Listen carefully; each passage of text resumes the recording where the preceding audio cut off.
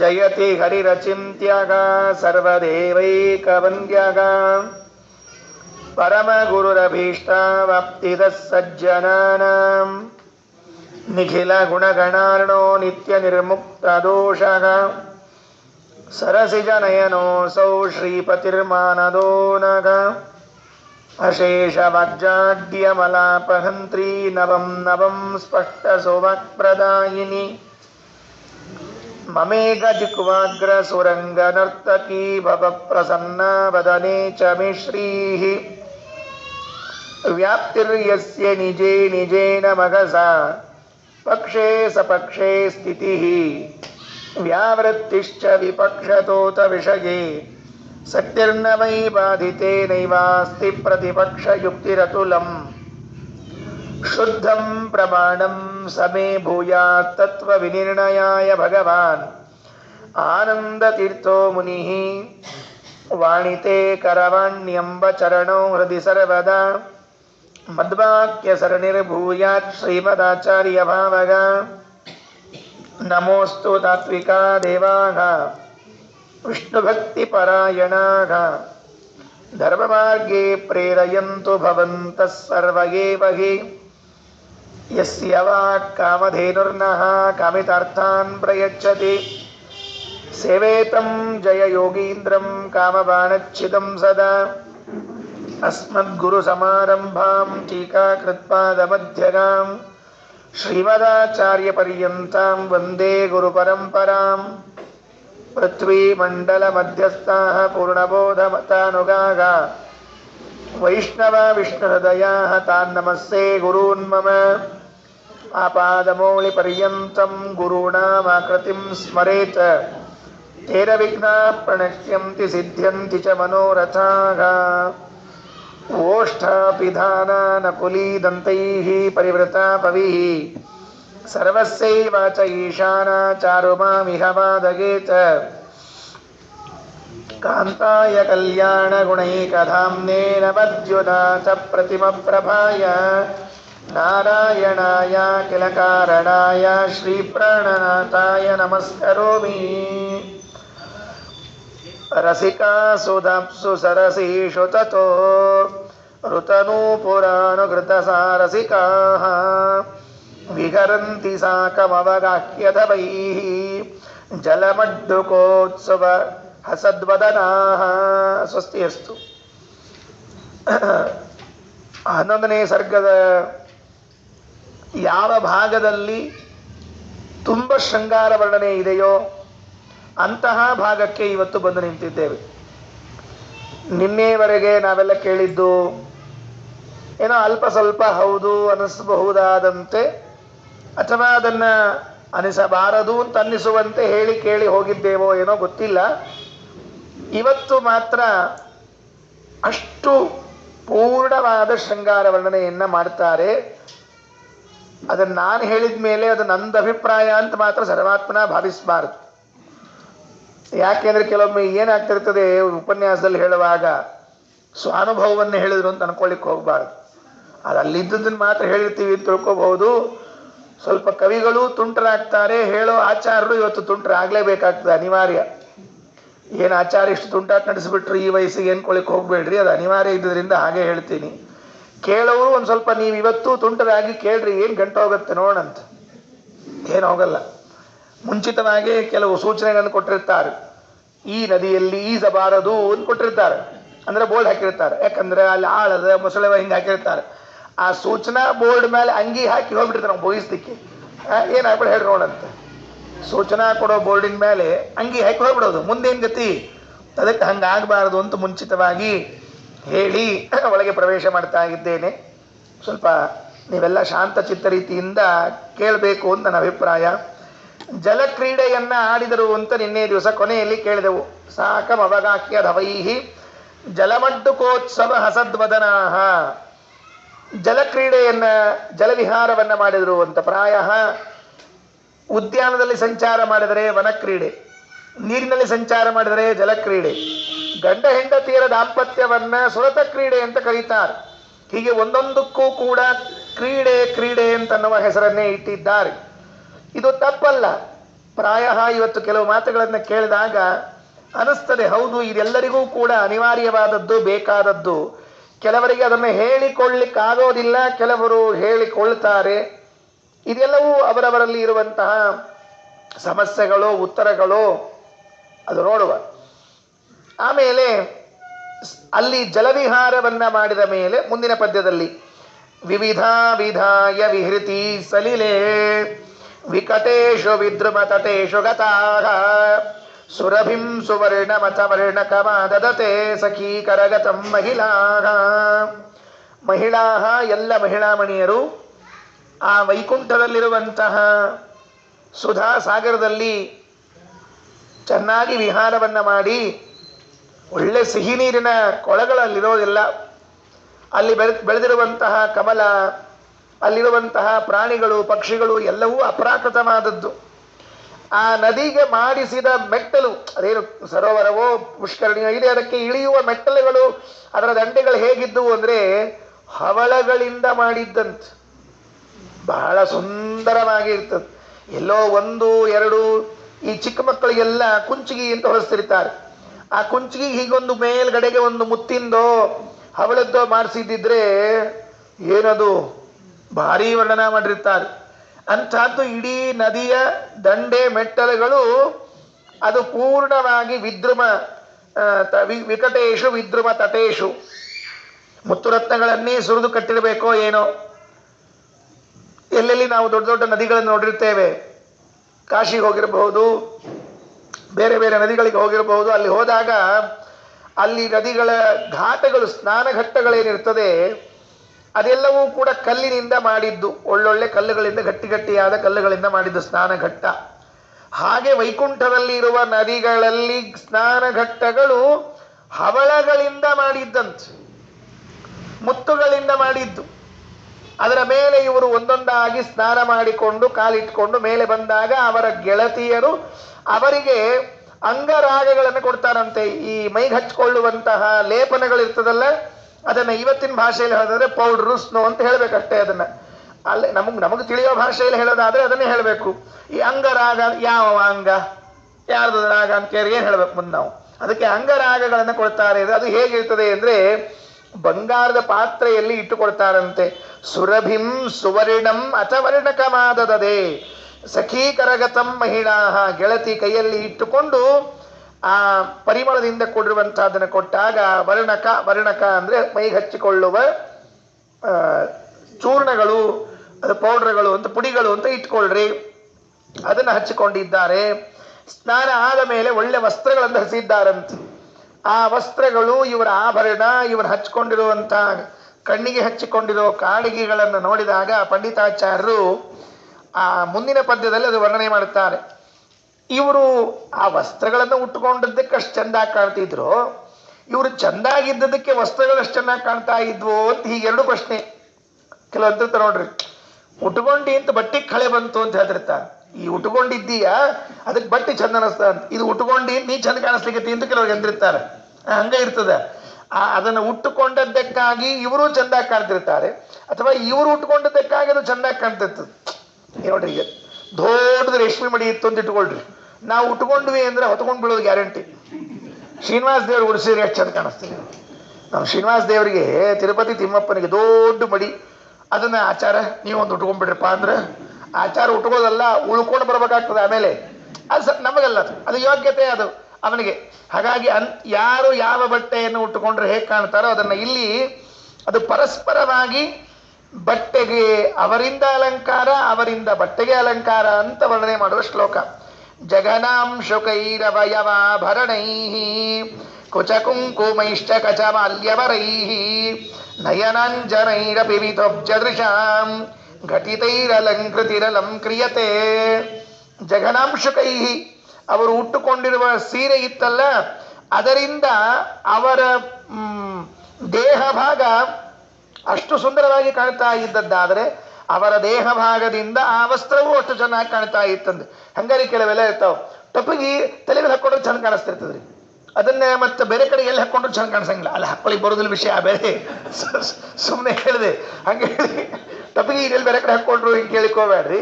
ಸುಮ್ಮನೆ ಯಾವ ವಸ್ತುವನ್ನು ಎಲ್ಲಿ ಹಾಕೋಬೇಕು ಅಲ್ಲಿ ಹಾಕೊಂಡ್ರೆ ಚೆನ್ನಾಗಿರ್ತದೆ. ಈ ಪೆನ್ಸಿಲ್ಲು ಕೈಯಾಗ ಹಿಡ್ಕೊಂಡ್ರೆ ಚಂದ ಇರ್ತಾರೆ, ಕಿವಿ ಮೇಲೆ ಇಟ್ಕೊಳಕ್ ಹೋಗಬಾರ್ದು. ಕಿವಿ ಮೇಲೆ ಇಟ್ಕೊಂಡ್ರೆ ಅಂತಂದ್ರೆ ಬೇರೆ ಅರ್ಥ ಆಗ್ತಾರೆ ಮತ್ತೆ. ಹಂಗ ಅವು ಜಗನಾಂಶುಕೈಹಿ ಉಟ್ಟುಕೊಂಡಿರುವಂತಹ ಸೀರೆ, ಆಭರಣ ಅವಯವ ಆಭರಣೈಹಿ, ಕೈಯಲ್ಲಿ ಹಾಕೊಂಡಿರುವಂತಹ ಬಳೆ ಇರಬಹುದು, ಕುತ್ತಿಗೆಯಲ್ಲಿ ಹಾಕೊಂಡಿರೋ ಸರ ಇರಬಹುದು, ಕಿವಿಯಲ್ಲಿ ಹಾಕೊಂಡಿರೋ ಬೆಂಡೋಲೆಗಳಿರಬಹುದು, ಆಮೇಲೆ ಇವರು ಹಚ್ಚಿಕೊಂಡಿರುವಂತಹ ವರ್ಣ ಅಂಗರಾಗಗಳಿರಬಹುದು, ಕಚಮಾಲ್ಯವರೈಹಿ ಹೂವಿನ ಮಾಲೆಗಳು, ಅವುಗಳು ಕೂಡ ಕಣ್ಣಿಗೆ ಕಾಡಿಗೆಯನ್ನು ಹಚ್ಕೊಂಡಿದ್ರಂತ. ನಯನಾಂಜನೈಹಿ ಅಪಿ ಮಿತೋಬ್ಜದೃಶಾಂ, ಇವರು ಹಾಕೊಂಡಿರುವಂತಹ ಇವರು ಹಚ್ಚಿಕೊಂಡಿರೋ ಕಾಡಿಗೆ ಆ ಕಣ್ಣಿಗೆ ಶೋಭೆಯನ್ನು ತರ್ತಿದ್ದಿದ್ರೆ ಕಣ್ಣು ಇದ್ದದ್ದಕ್ಕಾಗಿ ಆ ಕಾಡಿಗೆಗೆ ಶೋಭೆ ಬಂದಿತ್ತಂತ. ಯಾಕೆಂದ್ರೆ ಕಾಡಿಗೆ ಹಚ್ಕೊಳ್ಬೇಕಾದ್ರೆ ಸ್ವಲ್ಪ ದೊಡ್ಡ ಕಣ್ಣು ಇತ್ತಂದ್ರೆ ಹಚ್ಕೊಂಡು ಚಂದ ಕಾಣಿಸ್ತಿರ್ತದ್ರಿ. ಅಗದಿ ಇರ್ಲೋ ಬೇಡೋ ಅಂತ ಹೇಳಿ ಕವಳಿ ಹಣ್ಣು ಇರ್ತಾವ ನೋಡ್ರಿ, ಕವಳಿ ಹಣ್ಣು ಅಂದ್ರೆ ಗೊತ್ತು ಇಟ್ಟಿರ್ತಾವ. ಆ ಕವಳಿ ಹಣ್ಣು ಇದ್ದಷ್ಟು ಹಚ್ಕೊಂಡ್ಬಿಟ್ರೆ ಕಣ್ಣ ಕಾಣಿಸಂಗಿಲ್ಲ. ಆಮೇಲೆ ಬರೀ ಕಾಡಿಗೆ ಬಾಯಿ ಅಂತ ಕರ್ಸ್ಕೋಬೇಕಾಗ್ತದೆ. ಆಮೇಲೆ ಸುದೈವಕ್ಕೆ ಗಂಡಸ ಹಚ್ಕೊಂಡಿಲ್ರಿ, ಹಚ್ಕೊಂಡಿದ್ರೆ ಕಾಡಿಗೆ ಆಚಾರ ಅಂತ ಕರ್ಸ್ಕೋತಿದ್ರು ಅವ್ರು. ಆಮೇಲೆ ಪುಣ್ಯ ನಮ್ದು. ಅದಕ್ಕೆ ಕಣ್ಣು ಅದು ಹಚ್ಕೊಳ್ಳುವಾಗಲೂ ಕೂಡ ಅದಕ್ಕೇ ಆದ ಒಂದು ಶೋಭೆ ಇರಬೇಕಲ್ಲ. ಅದನ್ನು ಹೇಳಿದ್ರು. ಕುಚಸು ಕುಂಕುಮ ಜಗನವಂಬರ ಕಚನ ಮಾಲೆಯು ನಯನ ಕಜ್ಜಲ ರುಚಿರ ದಂಗಾಭರಣ ಮಿಲಿತವು ಪರಮ ಶೋಭೆಯನು ರಚಿಸಿಹವು ತಮ್ಮಲ್ಲಿ ಮಿಥದಲ್ಲಿ ಶುಚಿ ಸುರಚಿರಾಂಗಿಯರ ನಿತ್ಯದಿ ಲಚಲ ನಯನಗಳಲ್ಲಿ ಪತಿಗಳು ನೋಡಿ ಸುಖಿಸುವರು. ಆ ಕಣ್ಣಿಗೆ ಕಾಡಿಗೆಯನ್ನು ಹಚ್ಚಿಕೊಂಡದ್ದನ್ನ ಆಮೇಲೆ ಮಿಥೋಬ್ಜದೃಶಾಂ ಘಟಿತೈಹಿ ಅಲಂಕೃತಿ ಅಲಂಕ್ರಿಯತೆ, ಪರಸ್ಪರವಾಗಿ ಇಬ್ಬರಿಗೂ ಕೂಡ ಅದು ಅಲಂಕಾರವಾಗಿತ್ತು ಅಂತ ತಿಳ್ಕೊಳ್ಬೇಕು. ಜೊತೆಗೆ ಪ್ರತಿಯೊಂದು ವಸ್ತ್ರಗಳು ಆಭರಣಗಳು ಎಲ್ಲವೂ ಕೂಡ ಒಂದೇ ರೀತಿ ಇದ್ದದ್ದಾದ್ರೆ ಚಂದ ಇರ್ತದ್ರಿ. ಇದೊಂದು ಬೇರೆ ಬಣ್ಣ ಅದೊಂದು ಬೇರೆ ಬಣ್ಣ ಇರಬಾರ್ದ್ರಿ. ಅದಕ್ಕೇನೋ ಕರಿತಿರ್ತಾರೆ ಮ್ಯಾಚಿಂಗ್ ಅಂತ ಹಂಗೆ ಕರಿತಿರ್ತಾರೆ. ಅದಕ್ಕೆ ಅದು ಮ್ಯಾಚಿಂಗ್ ಅಂತಿರ್ತಾರೆ ನೋಡ್ರಿ, ಹಂಗಿರ್ಬೇಕ್ರಿ. ಇವು ಕರಿ ಬಣ್ಣದೊಂದು ಪ್ಯಾಂಟು, ಬಿಳಿ ಬಣ್ಣದೊಂದು ಅಂಗಿ, ನಡಿ ಮುಗಿದು ಹೋದ ಕೆಲಸ. ಅವು ಏನು ಬ್ಲ್ಯಾಕ್ ಆ್ಯಂಡ್ ವೈಟ್ ಟಿವಿನೋ ಎಲ್ಲರ 47ನೇ ಇಸ್ವಿಯಾಗಿನ ಒಂದು ಕಣ್ಣನ್ನು ಕಾಣ್ತಿರ್ತಾವೆ, ಹಂಗಿರಬಾರ್ದು. ಅದಕ್ಕೆ ಚಂದಂದ ಇರ್ತಂದು. ಮೊದಲಿಗೆ ಒಂದ ಬಣ್ಣದ್ದು ಇರ್ತಿದ್ರು, ಈಗ ಎಲ್ಲ ತರಹದ ಬಣ್ಣದ್ದು ವಸ್ತ್ರಗಳು ಬಂದದ್ರಿಂದ ಅವಶ್ಯವಾಗಿ ಅದನ್ನ ಮ್ಯಾಚಿಂಗ್ ಮಾಡ್ಕೊಂಡು ಹಾಕ್ಕೊಳ್ಳೋ ಹಂಗಿರಬೇಕು. ಹಂಗಿತ್ತೇನೋ ಅನ್ನುವಂತೆ ವರ್ಣನೆ ಮಾಡಿದ್ದಾರೆ. ಸರಿ, ಅಲ್ಲಿಂದ ಜಲವಿಹಾರವನ್ನು ಮುಗಿಸ್ಕೊಂಡು ಅಲಂಕಾರಗಳನ್ನು ಮಾಡಿಕೊಂಡು ಆಭರಣಾದಿಗಳನ್ನು ಹಾಕ್ಕೊಂಡು ಅಲ್ಲಿಂದ ಎಲ್ಲಿಗೆ ಬಂದರು ಅಂದರೆ ಮನೆಗೆ ಬಂದ್ರಂತ. ಮನೆಗೆ ಬಂದ ಮೇಲೆ ಅಲ್ಲಿ ಮನೆಗೆ ಬಂದ ಕೂಡಲೇ ಏನ್ರಿ, ನಮ್ಮಲ್ಲಿ ಮನೆಗೆ ಬಂದ ಕೂಡಲೇ ಏನಂತ ಹೇಳ್ರಂತ, ಕಾಫಿ. ಮನೆಗೆ ಬಂದ್ಕೊಂಡು ಟೀ ಎತ್ತಿರ್ತದೆ ಪಾಪ, ಕಾಫಿನೋ ಟೀನೋ ಯಾವುದೋ ಒಂದು ಇರ್ತದೆ, ಅದು ಕುಡಿದು ಅವರಿಗೆ ಅದೇ ಆನಂದ ಪಾಪ. ಇನ್ನೇನು ಅವ್ರವ್ರಿಗೆ ಅವ್ರವ್ರ ಆನಂದ, ಅದು ಹೇಳಿ ಬರೋದಿಲ್ಲ. ಲೋಕೋ ಭಿನ್ನ ರುಚಿ ಅಂತ ಹೇಳಿರ್ತಾರೆ. ಎಲ್ರಿಗೂ ಒಂದೇ ರುಚಿ ಇರಬೇಕು ಅಂತ ಏನು ನಿಯಮ ಇಲ್ಲ, ಅದರಿಂದ ನಾವು ಅದನ್ನ ಅಪೇಕ್ಷೆ ಪಡಬಾರ್ದು. ಈ ಮನೆಗೆ ಬಂದ ಹೆಣ್ಣು ಮಕ್ಕಳು ಗಂಡಂದಿರು ಮನೆಯಲ್ಲಿ ಒಂದು ಪೇಯವನ್ನ ಪಾನ ಮಾಡಿದಂತೆ, ಕುಡಿಯುವುದನ್ನು. ಏನದು ಅಂತ ಮುಂದಿನ ಪದ್ಯದಲ್ಲಿ ತನು ಮಧ್ಯಮಾನಿ ಜಗೃಹಾಣಿ ಗತಾಹ ಸಮಮಾತ್ಮನಾಮಸು ಸಮೈರಸಮೈಹಿ ಅಮೃತಂ ಪಿಬಂತ್ಯ ಸುಲಭಂ ಭವಿವಿಹಿ ಚಷಕೈರ್ಮಹಾರಜತ ರತ್ನಮಹೀಮಯೈಹಿ. ತನುಮಧ್ಯಮಾಹ, ಸ್ತ್ರೀಯರು ಮನೆಗೆ ಬಂದ ಮೇಲೆ ನಿಜಗೃಹಾಣಿ ಗತಾಹ, ನಿಜಗೃಹ ಅಂದ್ರೆ ತಮ್ಮ ಮನೆ, ಅಲ್ಲೂ ಅವ್ರವ್ರದೇ ಮನೆಗಳು, ಮತ್ತೆ ಯಾರ್ದೋ ಮನೆಗೆ ಹೋಗೋಂಗಿಲ್ಲ. ನಿಜಗೃಹಾಣಿ ಗತಾಹ ಸಮಂ, ಜೊತೆಗೆ ಒಟ್ಟಿಗೆ. ಯಾರ ಜೊತೆಗೆ ಕೂತ್ಕೊಂಡು ಅಂತ ಕೇಳಿದ್ರೆ ಆತ್ಮನಾಂ ಅಸುಸಮೈಹಿ ಅಸಮೈಹಿ, ತಮಗೆ ಪ್ರಾಣಪ್ರಿಯರಾದ ಗಂಡಂದ್ರಂತೆ. ಹಿಂಗೆ ಹೇಳಿದ್ರೆ ನನಗೆ ಗೊತ್ತಿಲ್ಲ, ಅಲ್ಲಿ ಹೇಳಿದ್ದನ್ನು ಹೇಳ್ತಾ ಇರ್ತೀನಿ. ಏನ್ ಹಂಗಂದ್ರೆ ಪ್ರಾಣಪ್ರಿಯ ಅಂದ್ರೆ ಈ ನಾಟಕದೊಳಗೆ ಹಿಂದಕ್ಕೆ ಬರ್ತಿದ್ದು ರೀ, ಪ್ರಾಣನಾಥ ಏನು ಶಬ್ದ ಹೇಳ್ತೀರಿ ಅಲ್ವೇ, ಭಾರಿ ವಿಚಿತ್ರ ಇದ್ರು ಶಬ್ದಗಳು. ಹಳಿ ನಾಟಕಗಳು, ಈಗಿನ ನಾಟಕವಾಗಿ ಏನು ಇರಂಗಿಲ್ರಿ. ಮತ್ತೆ ಈಗ ಪ್ರಾಣ್ಯ ಅಂತ ಕರಿತಿರ್ತಾರೆ, ಅದು ಉಪಯೋಗ ಇಲ್ಲ. ಅವಾಗ ಹೇಳ್ಬೇಕಾದ್ರೆ ಪ್ರಾಣನಾಥ ಅಂತ ಕರಿತಿದ್ರು. ಹಂಗ ಬರ್ದಿರ್ಬೇಕು ಇದನ್ನ. ಸಮಮಾತ್ಮನ ಅಸು ಸಮೈಹಿ, ಅಸು ಅಂದ್ರೆ ಪ್ರಾಣ, ಸಮ ಅಂದ್ರೆ ಸಮಾನವಾದ್ದು. ಪ್ರಾಣ ಸಮರಾದವರು ಅಂತ. ಪ್ರಾಣ ಸಮರಾದವರು ಅಂದ್ರೆ ಏನ್ರಿ ಅದು? ಎಲ್ಲರ ಇದಕ್ಕೆ ಭಾಳ ಡೇಂಜರ್ ಇರ್ತದೆ ರೀ. ಹೇಳಿದ್ರೆ ಕಷ್ಟ ಆಗ್ತದೆ, ಬಿಟ್ರೆ ಮತ್ತೊಂದು ಕಷ್ಟ ಆಗ್ತದೆ. ಇಲ್ಲಿ ಪ್ರಾಣ ಸಮೈಹಿ ಅತ್ಯಂತ ಪ್ರೀತಿ ಪಾತ್ರರಾದ ಅಂತಹ ಗಂಡನ ಜೊತೆಗೆ ಪ್ರಾಣ ಸಮರು ಅಷ್ಟೇ ಅಲ್ಲ, ಅಸಮರು, ಸಮರು ಅಲ್ಲ ಅವರು. ಒಂದೇನರ್ಥ ಅದಕ್ಕೆ ನೋಡ್ರಿ, ಸಮಂ ಆತ್ಮನಾಂ ಅಸುಸಮೈಹಿ, ತಮ್ಮ ಪ್ರಾಣಕ್ಕೆ ಸಮರಾದ ಗಂಡಂದ್ರ ಜೊತೆಗೆ, ಮತ್ತೆಂಥವರು ಅಂದ್ರೆ ಅಸಮೈಹಿ, ಸಮರಾಗದೇ ಇರುವ ಗಂಡಂದ್ರ ಜೊತೆಗೆ ಅಂತ. ಸಮಾನೂ ಹೌದು, ಸಮ ಅಲ್ಲ ಹೌದು ಅಂತ ಹೇಗೆ ಹೇಳ್ತೀರಿ ಅಂತ ಕೇಳಿದ್ರೆ, ಅಸಮ ಅನ್ನೋ ಶಬ್ದಕ್ಕೆ ಹೇಳ್ತಾರೆ, ಗಂಡ ಹೆಂಡತಿಗಿಂತಲೂ ಆ ವಯಸ್ಸಿನಲ್ಲಿ ಉತ್ತಮನಾಗಿರ್ತಾನಂತ, ಅಂದ್ರೆ ಹೆಚ್ಚಿನವನಾಗಿರ್ತಾನೆ, ಹೆಚ್ಚಿನ ವಯಸ್ಸಿನವನಿರ್ತಾನೆ. ಅದಕ್ಕೆ ಅಸಮೈಹಿ ಅಂತ ಕರೀತಾರೆ. ವ್ಯಾಖ್ಯಾನಕಾರರು ಹೇಳುವಾಗ ಸ್ವಾಪೇಕ್ಷೆಯ ಉತ್ತಮೈಹಿ ಭಾರ್ಯಾಪೇಕ್ಷೆಯ ಭರ್ತು ಉತ್ತಮತ್ವಾತ್, ಗಂಡನಾದವನಿಗೆ ಹೆಂಡತಿಗಿಂತಲೂ ಏನಾಗಿರಬೇಕು, ಆಯಸ್ಸು ಹೆಚ್ಚಿರಬೇಕು, ಹೆಚ್ಚಿನ ವಯಸ್ಸಿನ ಗಂಡನನ್ನ ಮಾಡಿಕೊಳ್ಬೇಕು. ಕಡಿಮೆ ವಯಸ್ಸು ಇವು ಕಲಿಯುಗ ಅಂತ ಅನ್ನೋದು ಇಷ್ಟು ಕೆಟ್ಟಾಗಿರುತ್ತೆ ಹೇಳ್ತೀನಿ ರೀ. ಎಲ್ಲ ಅಸ್ತವ್ಯಸ್ತಂ ಸಮಸ್ತಂ ಮುಗಿದು ಹೊತ್ತು ಕೆಲಸ, ಶಬ್ದ ಹೇಳೋಂಗಿಲ್ಲ ಇಲ್ಲ. ಅದು ಹೆಂಡತಿ ಒಂದು ವಯಸ್ಸಿನ ಜಾಸ್ತಿ ಆಗಿರ್ತದೆ, ಗಂಡ ಸಣ್ಣದಾಗಿ ಬಿಟ್ಟಿರ್ತದೆ. ಇದು ಚಲೋ ರೀ. ಇನ್ನು ಹಿಂಗಾದ್ರೆ ಏನಲ್ಲಿ ಅಕ್ಕಿನ ದೊಡ್ಡಕ್ಕಿದ್ದಾಳೆ, ಇವನು ಸಣ್ಣದಿದ್ದ ಮುಗಿದು ಹೋಗ್ಬಿಡ್ತು. ಇಬ್ರು ಒಂದೇ ವಯಸ್ಸಿನವ್ರು ಇದ್ಬಿಟ್ರು ಅಂತ ಇಟ್ಕೊಳ್ರಿ. ಆವಾಗಿದ ಗಂಡನ ಪರಿಸ್ಥಿತಿ ಏನ್ರಿ ಎಲ್ಲ ಹೇಳ್ತೀನಿ. ಏಕವಚನದಾಗ ಬಯಸ್ಕೊತಿರ್ತದೆ ಅದಂತರ ಪ್ರಾಣಿ. ಅದು ಇದು ಇದು ಇದು ಕೂತ ನೋಡಿದೆ ಮನೆಯಾಗಿದೆ, ಇದು ಇದು ಇವು ಅದೇನದು ಗಂಡ ಪಾಪ. ಅದಕ್ಕೆ ಒಂದು ನಿಯಮ ಇಟ್ಕೊಂಡಿದ್ರು, ಗಂಡನು ವಯಸ್ಸಿನಲ್ಲಿ ಹಿರಿಯನಾಗಿದ್ದು ಹೆಂಡತಿ ಕಿರಿಯಳಾಗಿದ್ರೆ ಅದೊಂದು ಜೋಡಿ ಅನುರೂಪ ಅಂತ ವ್ಯವಸ್ಥೆ ಇಟ್ಕೊಂಡಿದ್ರು. ಹಿರಿಯರು ಮಾಡಿದ ಸಂಪ್ರದಾಯ. ಅವರು ಅವತ್ತಿಗೇನು ವಿಚಾರ ಮಾಡಿದ್ರು ನಮ್ಗೆ ಇವತ್ತು ಹೇಳಲಿಕ್ಕೆ ಕಷ್ಟ, ಹೇಳಿದ್ರು ಅರ್ಥ ಆಗಲ್ಲ, ಹೇಳಿದ್ರೆ ತಿಳ್ಕೊಳ್ಳೋ ಪರಿಸ್ಥಿತಿನೂ ಇರೋದಿಲ್ಲ. ಆದ್ದರಿಂದಾಗಿ ಇದನ್ನ ಅಸಮೈಹಿ ಅನ್ನೋ ಶಬ್ದಕ್ಕೆ ವ್ಯಾಖ್ಯಾನಕಾರರು ಗಂಡನು ಹೆಂಡತಿಗಿಂತಲೂ ಉತ್ತಮನಾಗಿದ್ದ ವಯಸ್ಸಿನಿಂದ ಅದನ್ನ ಹೇಳಿದ್ರು. ಆತ್ಮನಾಮ ಅಸುಸಮೈಹಿ ಸಮಂ, ಪಾತ್ರೆಯಲ್ಲಿ ಹಾಕೊಂಡ್ರಂತೆ ಏನನ್ನ, ಅಮೃತಂ ಪಿಬಂತ್ಯ ಸುಲಭಂ, ಅಮೃತವನ್ನೇ ಮನೆಯಲ್ಲಿ ಕುಡಿಯೋದಂತೆ. ಹೊರಗೆ ಹೋಗಿ ಬಂದ ಕೂಡಲೇ ಕುಡಿಲಿಕ್ಕೆ ಏನ್ ಕೊಟ್ರು ಅಂದ್ರೆ ಅಮೃತ. ಏನ್ರಿ ಎಲ್ಲರ ಛೇ ಛೇ ಛೇ ಛೇ ಛೇ, ಅಮೃತನೇ ಕೊಟ್ರಂತ, ಬೇರೆ ಇಲ್ಲೇ ಇಲ್ಲ. ವಾಟಗ ಹೆಂಗಿದ್ದುವು ಅಂದ್ರೆ ಅದಕ್ಕೆ ಹೇಳಿದ್ರು ಮಹಾರಜತ ರತ್ನಮಯೈಹಿ ಚಷಕೈಹಿ. ಚಷಕ ಚಷಕ ಅಂತಂದ್ರೆ ವಾಟಗಾರಿ, ಸಂಸ್ಕೃತದೊಳಗೆ ವಾಟಗಾಕ್ಕೆ ಚಷಕ ಅಂತ ಕರೀತಿರ್ತಾರೆ.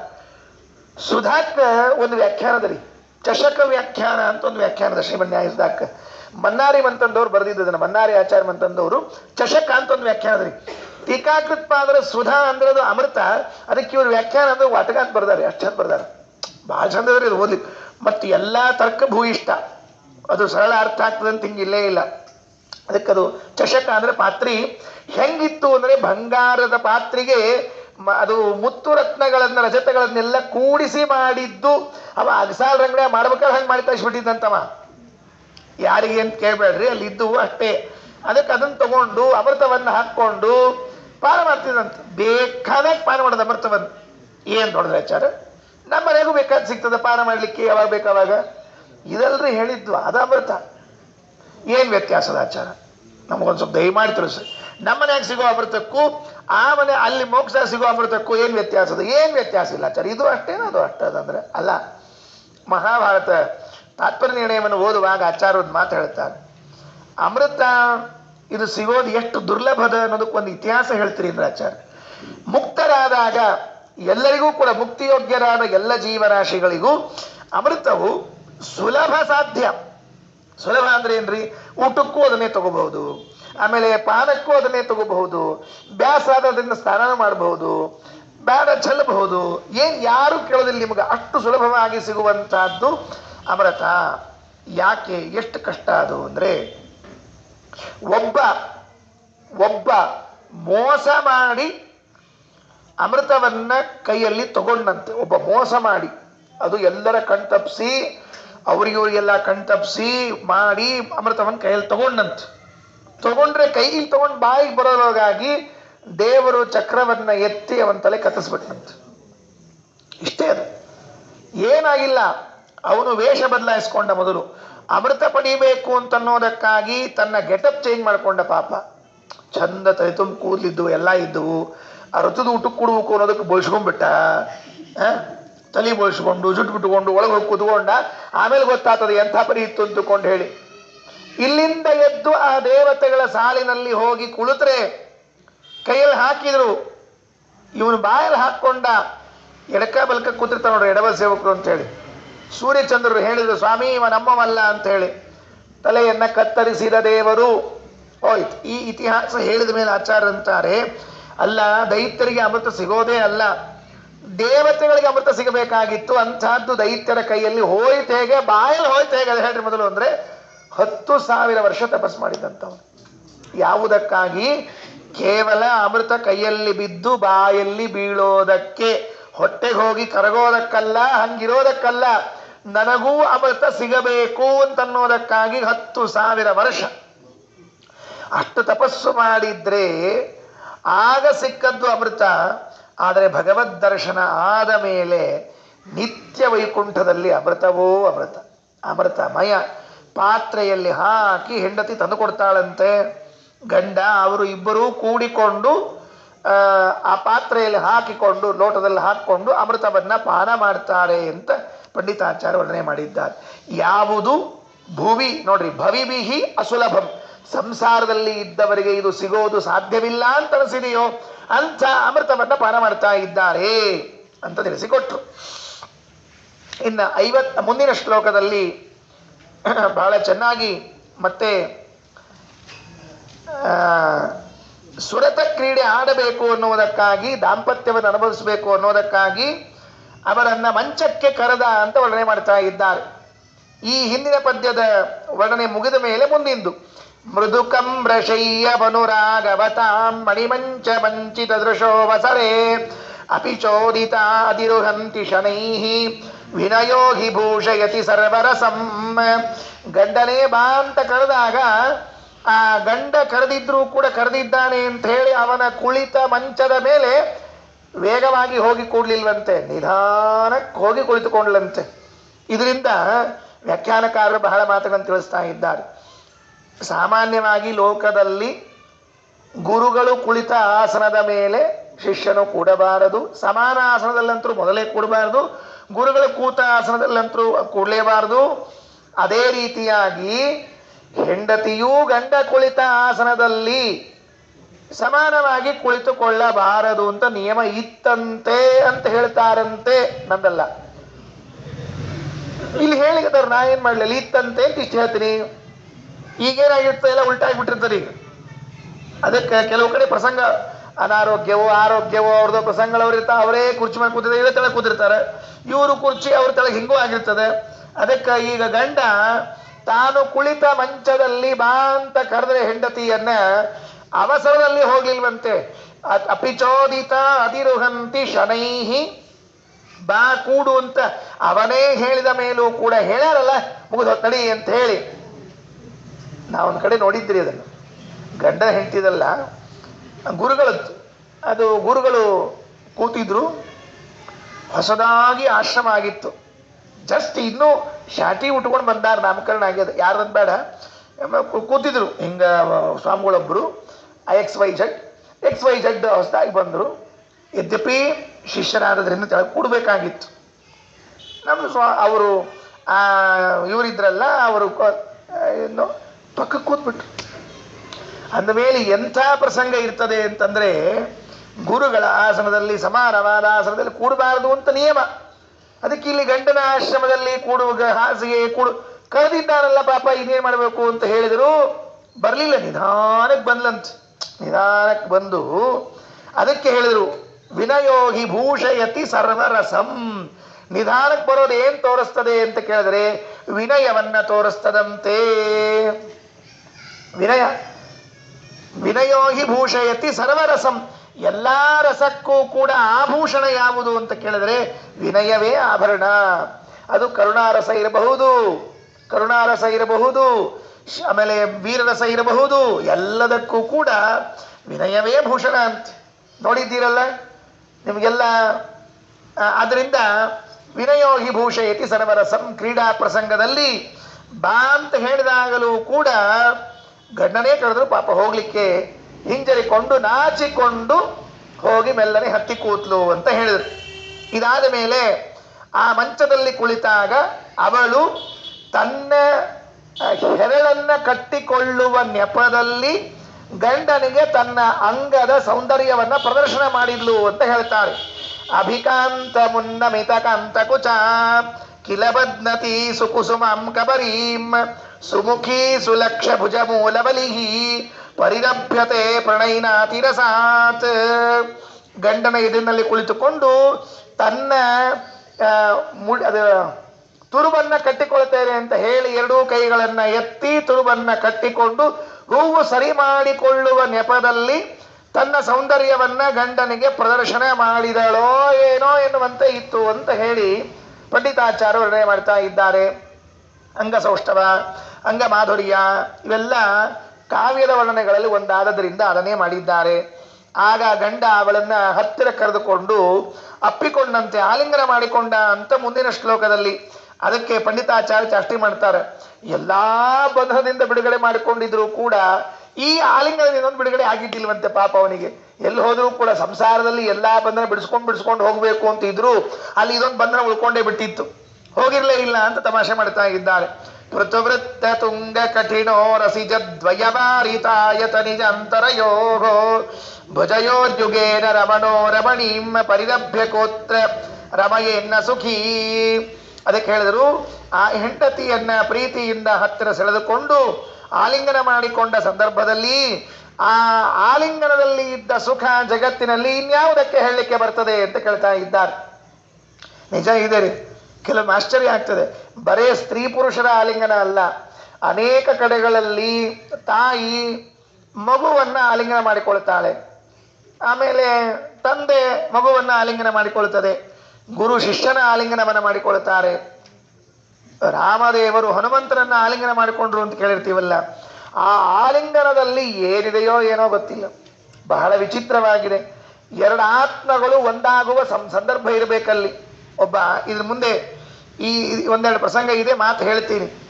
ಈ ಕಾಮ ಅಂತನ್ನುವುದೇನಿದೆ, ಇದು ಜಗತ್ನಲ್ಲಿ ಪ್ರತಿಯೊಬ್ಬರಿಗೂ ಕೂಡ ಬೇಕಾದದ್ದೇ ಬಿಟ್ಟು ಹೋಗ್ಲಿಕ್ಕೆ ಬರೋದಿಲ್ಲ, ಯಾರೂ ತಪ್ಪಿಸ್ಕೊಳ್ಳಿಕ್ಕೆ ಸಾಧ್ಯ ಇಲ್ಲ. ಬೇಕಾದರೆ ಹೊರಗಡೆಗೆ ಮೋಸ ಮಾಡಬಹುದು, ಆದರೆ ಒಳಗಡೆಗೆ ಇರಲೇಬೇಕು ಎಲ್ರಿಗೂ ಕೂಡ. ಎಲ್ಲೋ ಒಂದು ಬೇರೆ ದೇಶದಲ್ಲಿ ಒಂದು ಕಥೆ ನಡೀತಂತೆ. ಒಬ್ಬ ಜಡ್ಜ್ ಇದ್ದಂತೆ, ನ್ಯಾಯಾಧೀಶ. ಆ ನ್ಯಾಯಾಧೀಶ ಇದ್ರೆ ಅವನು ಈ ಕಳ್ಳರು ಕಾಕರು ಎಲ್ಲ ಶಿಕ್ಷೆ ಕೊಟ್ಟು ಕೊಟ್ಟು ಕೊಟ್ಟು ಕೊಟ್ಟು ಬೇಜಾರ ಬಿಡ್ತೀವಿ. ಅವನು ಇವ್ರಿಗೆ ಯಾಕೆ ಉದ್ಧಾರ ಆಗವಲ್ರು, ಯಾಕೆ ಇವರಿಗೆ ಮನಸ್ಸು ಬದಲಾಗವಲ್ತು ಅಂತ ಕೇಳಿದ್ರೆ, ಆ ವಿಚಾರ ಮಾಡಿ ನೋಡಿದ್ರೆ ಗೊತ್ತಾಗಿದ್ದು, ಯಾರ್ಯಾರು ಅಪರಾಧಗಳಲ್ಲಿ ಭಾಗಿಯಾಗಿದ್ರು ಅವರೆಲ್ಲರೂ ಕೂಡ ಒಂದ ಅಪ್ಪ ಅಮ್ಮನ ಪ್ರೀತಿಯನ್ನು ವಂಚಿತರಾಗಿದ್ರು, ಒಂದ ಸಮಾಜದ ಪ್ರೀತಿಯನ್ನು ವಂಚಿತರಾಗಿದ್ರಂತೆ. ಸರಿ, ಬೇಡವೇ ಬೇಡ ಅಂತ ಈ ನ್ಯಾಯಾಧೀಶದ ವೃತ್ತಿಗೆ ಬಿಟ್ಬಿಟ್ಟ. ತಿಲಾಂಜಲಿ ಕೊಟ್ಟು ಏನ್ ಕೆಲಸ ಮಾಡ್ಲಿಕ್ಕೆ ಶುರು ಮಾಡಿದ ಅಂತಂದ್ರೆ, ಯಾರು ಸಿಗುತ್ತಾರೆ ಅಂಥವ್ರು ಅವ್ರನ್ನ ಆಲಿಂಗನ ಮಾಡ್ಕೊಳ್ಳೋದು ಮೊದಲು. ಯಾಕೆ ಅಂದ್ರೆ, ಈ ಅಪ್ಪುಗೆ ಇದೆಯಲ್ಲ, ಈ ಅಪ್ಪುಗೆಯ ಬೆಪ್ಪುಗೆಯಲ್ಲಿ ಬೆಸುಗೆಯಲ್ಲಿ ಈ ಒಬ್ಬರಿಗೆ ಈ ನನ್ನವನು ಅಂತ ಪ್ರೀತಿ ಬರ್ಲಿಕ್ಕೆ ಶುರುವಾಗ್ತದಂತೆ. ಅದನ್ನು ಮಾಡ್ತಾ ಮಾಡ್ತಾ ಹೊರಟ್ರೆ ಆ ನಿವೃತ್ತ ನ್ಯಾಯಾಧೀಶ ಹೋಗಿ ಅಪ್ಪಿಕೊಳ್ಳೋ ನ್ಯಾಯಾಧೀಶ ಅಂತ ಪ್ರಸಿದ್ಧನಾದ. ಎಷ್ಟು ಪ್ರಸಿದ್ಧನಾದ ಅಂದ್ರೆ, ದಾರಿಯಲ್ಲಿ ಹೋಗ್ತಾ ಯಾರೋ ಜಗಳಾಡ್ತಾ ಇದ್ರೆ ಜಗಳ ನಿಲ್ಲಿಸ್ಬಿಟ್ಟು ಇವರೇ ಅಪ್ಕೊಂಡ್ಬಿಡ್ಬೇಕು. ಇದಕ್ಕಿಂತ ಸಿಟ್ಟು ಕಡಿಮೆ ಆಗ್ಬಿಡ್ಬೇಕು, ಇದು ಅಪ್ಕೊಂಡದ್ ನೋಡಿ ಇದೇನಿದು ಹಿಂಗಾಯ್ತು ಅಂತ ತಿಳ್ಕೊಂಡು ಆಮೇಲೆ ಶಾಂತ ಆದ್ಮೇಲೆ ಮಾಡಬಾರ್ದಪ್ಪ ಅಂತ ಹೇಳಿದ್ರೆ, ಪ್ರತಿಯೊಬ್ಬರು ಅದನ್ನ ಇದು ಹಿಂಗೆ ಬಂದ ಮೇಲೆ ಯಾರೋ ತಮಾಷೆ ಮಾಡಿಬಿಟ್ರು ಅಂದ್ಬಿಟ್ರು ಅವಂಗೆ, ಈ ಎಲ್ಲಾರನ್ನ ಅಪ್ಕೊಳ್ತಾ ಇದ್ದೀರಿ, ಈ ರೋಗ ಬಂದಿರ್ತದಲ್ಲ ಅವ್ರನ್ನೂ ಅಪ್ಕೊಳ್ತೀರಾ ನೀವು ಅಂದ್ಬಿಟ್ಟು.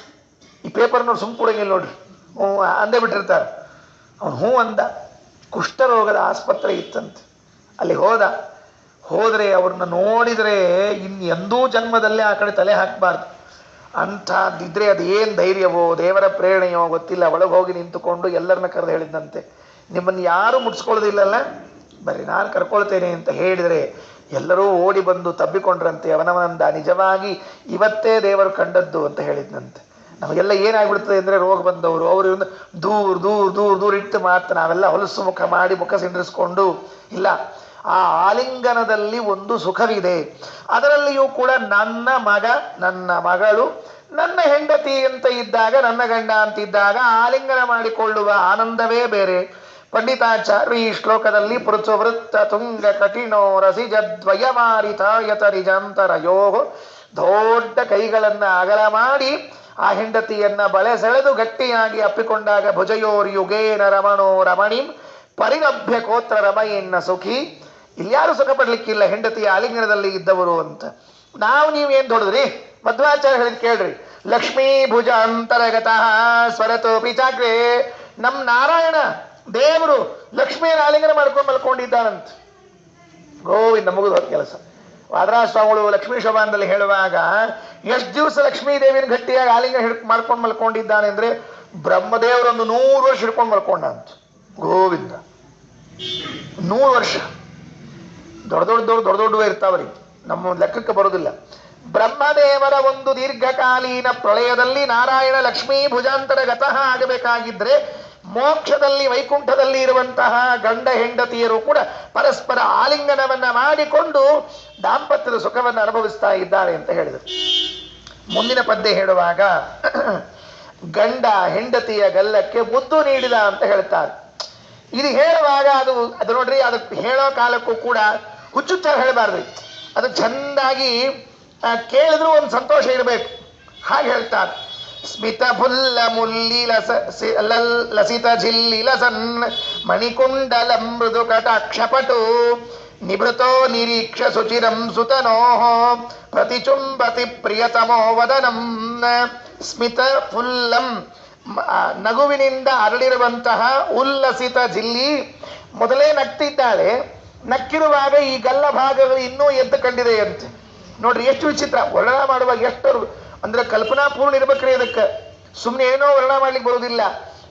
ನಗುತ್ತಾ ಇರುವಾಗ ಗಲ್ಲಗಳೆರಡವು ಮೇಲಕ್ಕೆ ಬಂದು ಇನ್ನಿಷ್ಟು ಅರಳಿ ನಿಂತಿರುವ ಗಲ್ಲಕ್ಕೆ ಬರೇ ಅರಳಿ ನಿಂತ ಗಲ್ಲ ಅಲ್ಲ, ಎರಡೂ ಕಡೆಗಳಲ್ಲಿ ಹಾಕೊಂಡಿರೋ ಬೆಂಡವಾಳ ಇದ್ವಲ್ಲ, ಅದರ ಕಾಂತಿ ಬೇರೆ ಬಿದ್ದಿತ್ತಂತೆ ಅದರ ಮೇಲೆ.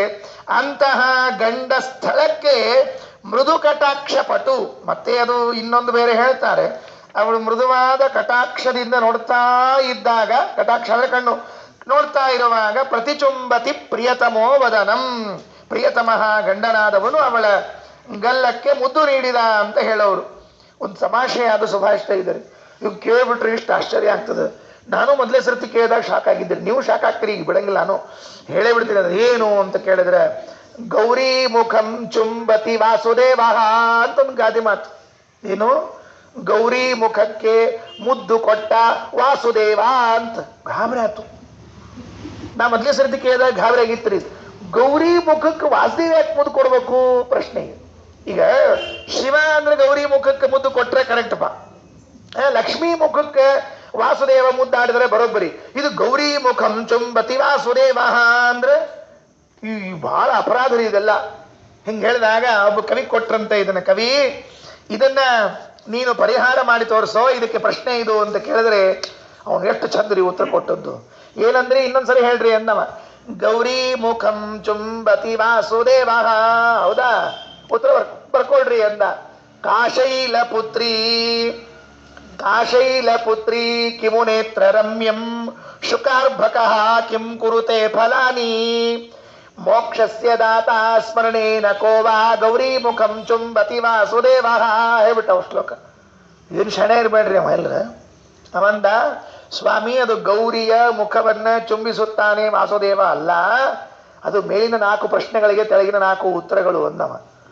ಏನು ಅಂತ ಕೇಳಿದವರು. ಕಾಶೈಲ ಪುತ್ರಿ, ಹಿಮಾಲಯದ ಮಗಳು ಯಾರು, ಪರ್ವತದ ಮಗಳು ಯಾರು ಅಂದ್ರೆ ಗೌರಿ. ಒಂದು ಉತ್ತರ ಹೋಯ್ತು. ಮುಖಂ ಚುಂಬತಿ ಉಳ್ಕೊಂತೀಗ. ಕಿಮುನೇತ್ರ ರಮ್ಯಂ, ನಾವು ನೋಡೋದೊಳಗೆ ದೇಹದಲ್ಲಿ ಯಾವ ಭಾಗ ಚಂದಿರಬೇಕು ಅಂದ್ರೆ ಮುಖ. ಫಸ್ಟ್ ಕಣ್ಣಿಗೆ ಬೀಳೋದು ಆದ್ರೆ ನಮಗ ಮುಖ ಕಣ್ಣಿಗೆ ಬೀಳ್ತದೆ. ಆದ್ರಿಂದ ಮುಖ ಚಂದಿರಬೇಕು ದೇಹದಲ್ಲಿ ಅನ್ನೋದಕ್ಕೇನೆ ಇಷ್ಟು ಆಯಿಂಟ್ಮೆಂಟ್ಗಳು ಬಂದಾವ್ರಿ. ಅವೆಲ್ಲ ಮುಖಕ್ಕೆ ಹಚ್ಕೊಳ್ಳು. ಎಷ್ಟು ಕಂಪನಿಯವ್ರಿ ಹೇಳ್ತೀನಿ ಎಲ್ಲರ, ನಮ್ದು ಹಚ್ಕೊಳ್ರಿ ನಿಮ್ ಮುಖ ಬೆಳ್ಳಗಾಗ್ತದೆ. ನಮ್ದು ಹಚ್ಕೊಳ್ರಿ ನಿಮ್ ಮುಖ ಫಳ ಹೊಳಿತದೆ. ಅವನು ಕಂಪನಿ ಮ್ಯಾನೇಜರ್ ಇದ್ದಲ್ರಿ, ಅವನ ಮುಖನ ಕೆಟ್ಟ ಕರೀಲಿಟ್ಟಿರ್ತದೆ. ಯಾಕೆ ಹಚ್ಕೋ ಮುಖವ ಮಂದಿಗೆ ಹಚ್ಚಬೇಕಾದವ ಪುಣ್ಯಾತ್ಮ. ಹಚ್ಕೋ ಮುಖ ನೋಡಂತ. ಇಲ್ಲ ಅವೆಲ್ಲ ಇಲ್ಲ. ನಮ್ಮ ಫೇರ್ ಅಂಡ್ ಲವ್ಲಿ ಹಚ್ಕೊಳ್ರಿ, ಹೆಂಗೆ ಬೆಳ್ಳಗಾಗ್ತೀರಿ ಅಂತ. ಸೌತ್ ಆಫ್ರಿಕಾದಾಗ ತೆಗಿಬೇಕಾಗಿತ್ತು ಕಂಪನಿನ. ಸೌತ್ ಆಫ್ರಿಕಾ ತೆಗಿಬೇಕಾಯ್ತು, ಯಾರು ಬೆಳಗಾಗ್ತಿರ್ಲಿಲ್ಲ. ಇಂಡಿಯಾದಾಗ ತೆಗಿಯೋದು, ಯಾಕಂದ್ರೆ ಎಲ್ಲ ಬೆಳಗಾವ ಇಲ್ಲಿ ಹಚ್ಕೊಂಡು ಇಲ್ಲಿ ಬಿಡಿ. ಅದಕ್ಕೆ ಮುಂದೆ ಹೇಳಿದ್ರು, ಕಿಮುನೇತ್ರ ರಮ್ಯಂ, ಕಣ್ಣಿಗೆ ಚಂದಾಗಿ ಕಾಣಿಸೋದು ಯಾವುದು ಅಂದ್ರೆ ಮುಖ. ಶುಕಾರ್ಭಕ ಕಿಂ ಕುರುತೆ ಫಲಾನಿ, ಗಿಳಿಯ ಮರಿಯು ಫಲಕ್ಕೆ ಏನ್ ಮಾಡ್ತದೆ? ಚುಂಬತಿ, ಮುದ್ದು ಕೊಡ್ಬೇಕು, ಮತ್ತೆ ಗಿಳಿ ಕಚ್ಚಬೇಕಲ್ಲ. ಗಿಳಿ ಹಣ್ಣಿಗೆ ಏನ್ ಮಾಡಬೇಕು? ಶುಕಾರ್ಭಕ ಕಿಂ ಕುರುತೆ ಫಲಾನಿ ಮೋಕ್ಷಸ್ಯ ದಾತ ಸ್ಮರಣೇನ ಕೋವಾ, ಸ್ಮರಣೆ ಮಾಡಿದ್ರೆ ಮೋಕ್ಷ ಕೊಡೋನು ಯಾರು? ವಾಸುದೇವ. ನಾಲ್ಕು ಸೇರಿಸಿ ಗೌರಿ ಮುಖಂ ಚುಂಬತಿ ವಾಸುದೇವ ಅಂತ ಬರೆದ್ಬಿಟ್ಟಿದ್ದಾವ. ಎಂತಿಂತ ಕವಿಗಳಿದ್ರು ನಮ್ಮಲ್ಲಿ. ಮೇಲ್ ನೋಡ್ಲಿಕ್ಕೆ ಅಪಾರ್ಥ ಆಗುವಂತಹದ್ದನ್ನ ಪಾರ್ಥನ ಕೈಯಲ್ಲಿ ಕೊಟ್ಟಂತೆ ಆಯ್ತೀಗ. ಗೀತೆ ಇದ್ದಂತೆ ಕಾಶೈಲ ಪುತ್ರಿ ಕಿಮುನೇತ್ರ ರಮ್ಯಂ ಶುಕಾರ್ಭಕ ಕಿಂ ಕುರುತೆ ಫಲಾನಿ ಮೋಕ್ಷಸ್ಯ ದಾತ ಸ್ಮರಣೇನ ಕೋವಾ ಗೌರಿ ಮುಖಂ ಚುಂಬತಿ ವಾಸುದೇವ. ಇದು ಈ ಅಭಿಪ್ರಾಯದಲ್ಲಿ ಸುಮ್ಮನೆ ತಮಾಷೆಯಾಗಿ ಹೇಳಿದ್ದು. ಸ್ಮಿತ ಫುಲ್ಲ ಮುಲ್ಲಸಿತ ಜಿಲ್ಲಿಲಸನ್ ಮಣಿಕುಂಡಲಂ ಮೃದು ಕಟಾಕ್ಷಪಟು ನಿಭೃತೋ ನಿರೀಕ್ಷ ಸುಚಿರಂ ಸುತನೋ ಪ್ರತಿಚುಂಬತಿ ಪ್ರಿಯತಮೋ ವದನಂ. ನೋಡ್ರಿ, ಅಲ್ಲಿ ಜಿಲ್ಲಿ ಅಂತ ಶಬ್ದ ಇದೆ. ಅದು ಬಹಳ ವಿಚಿತ್ರವಾದ ಶಬ್ದ, ಅಪರೂಪ. ಅದಕ್ಕೆ ಏನು ಅಂತ ಅರ್ಥ ಗೊತ್ತಾಗಲ್ಲ.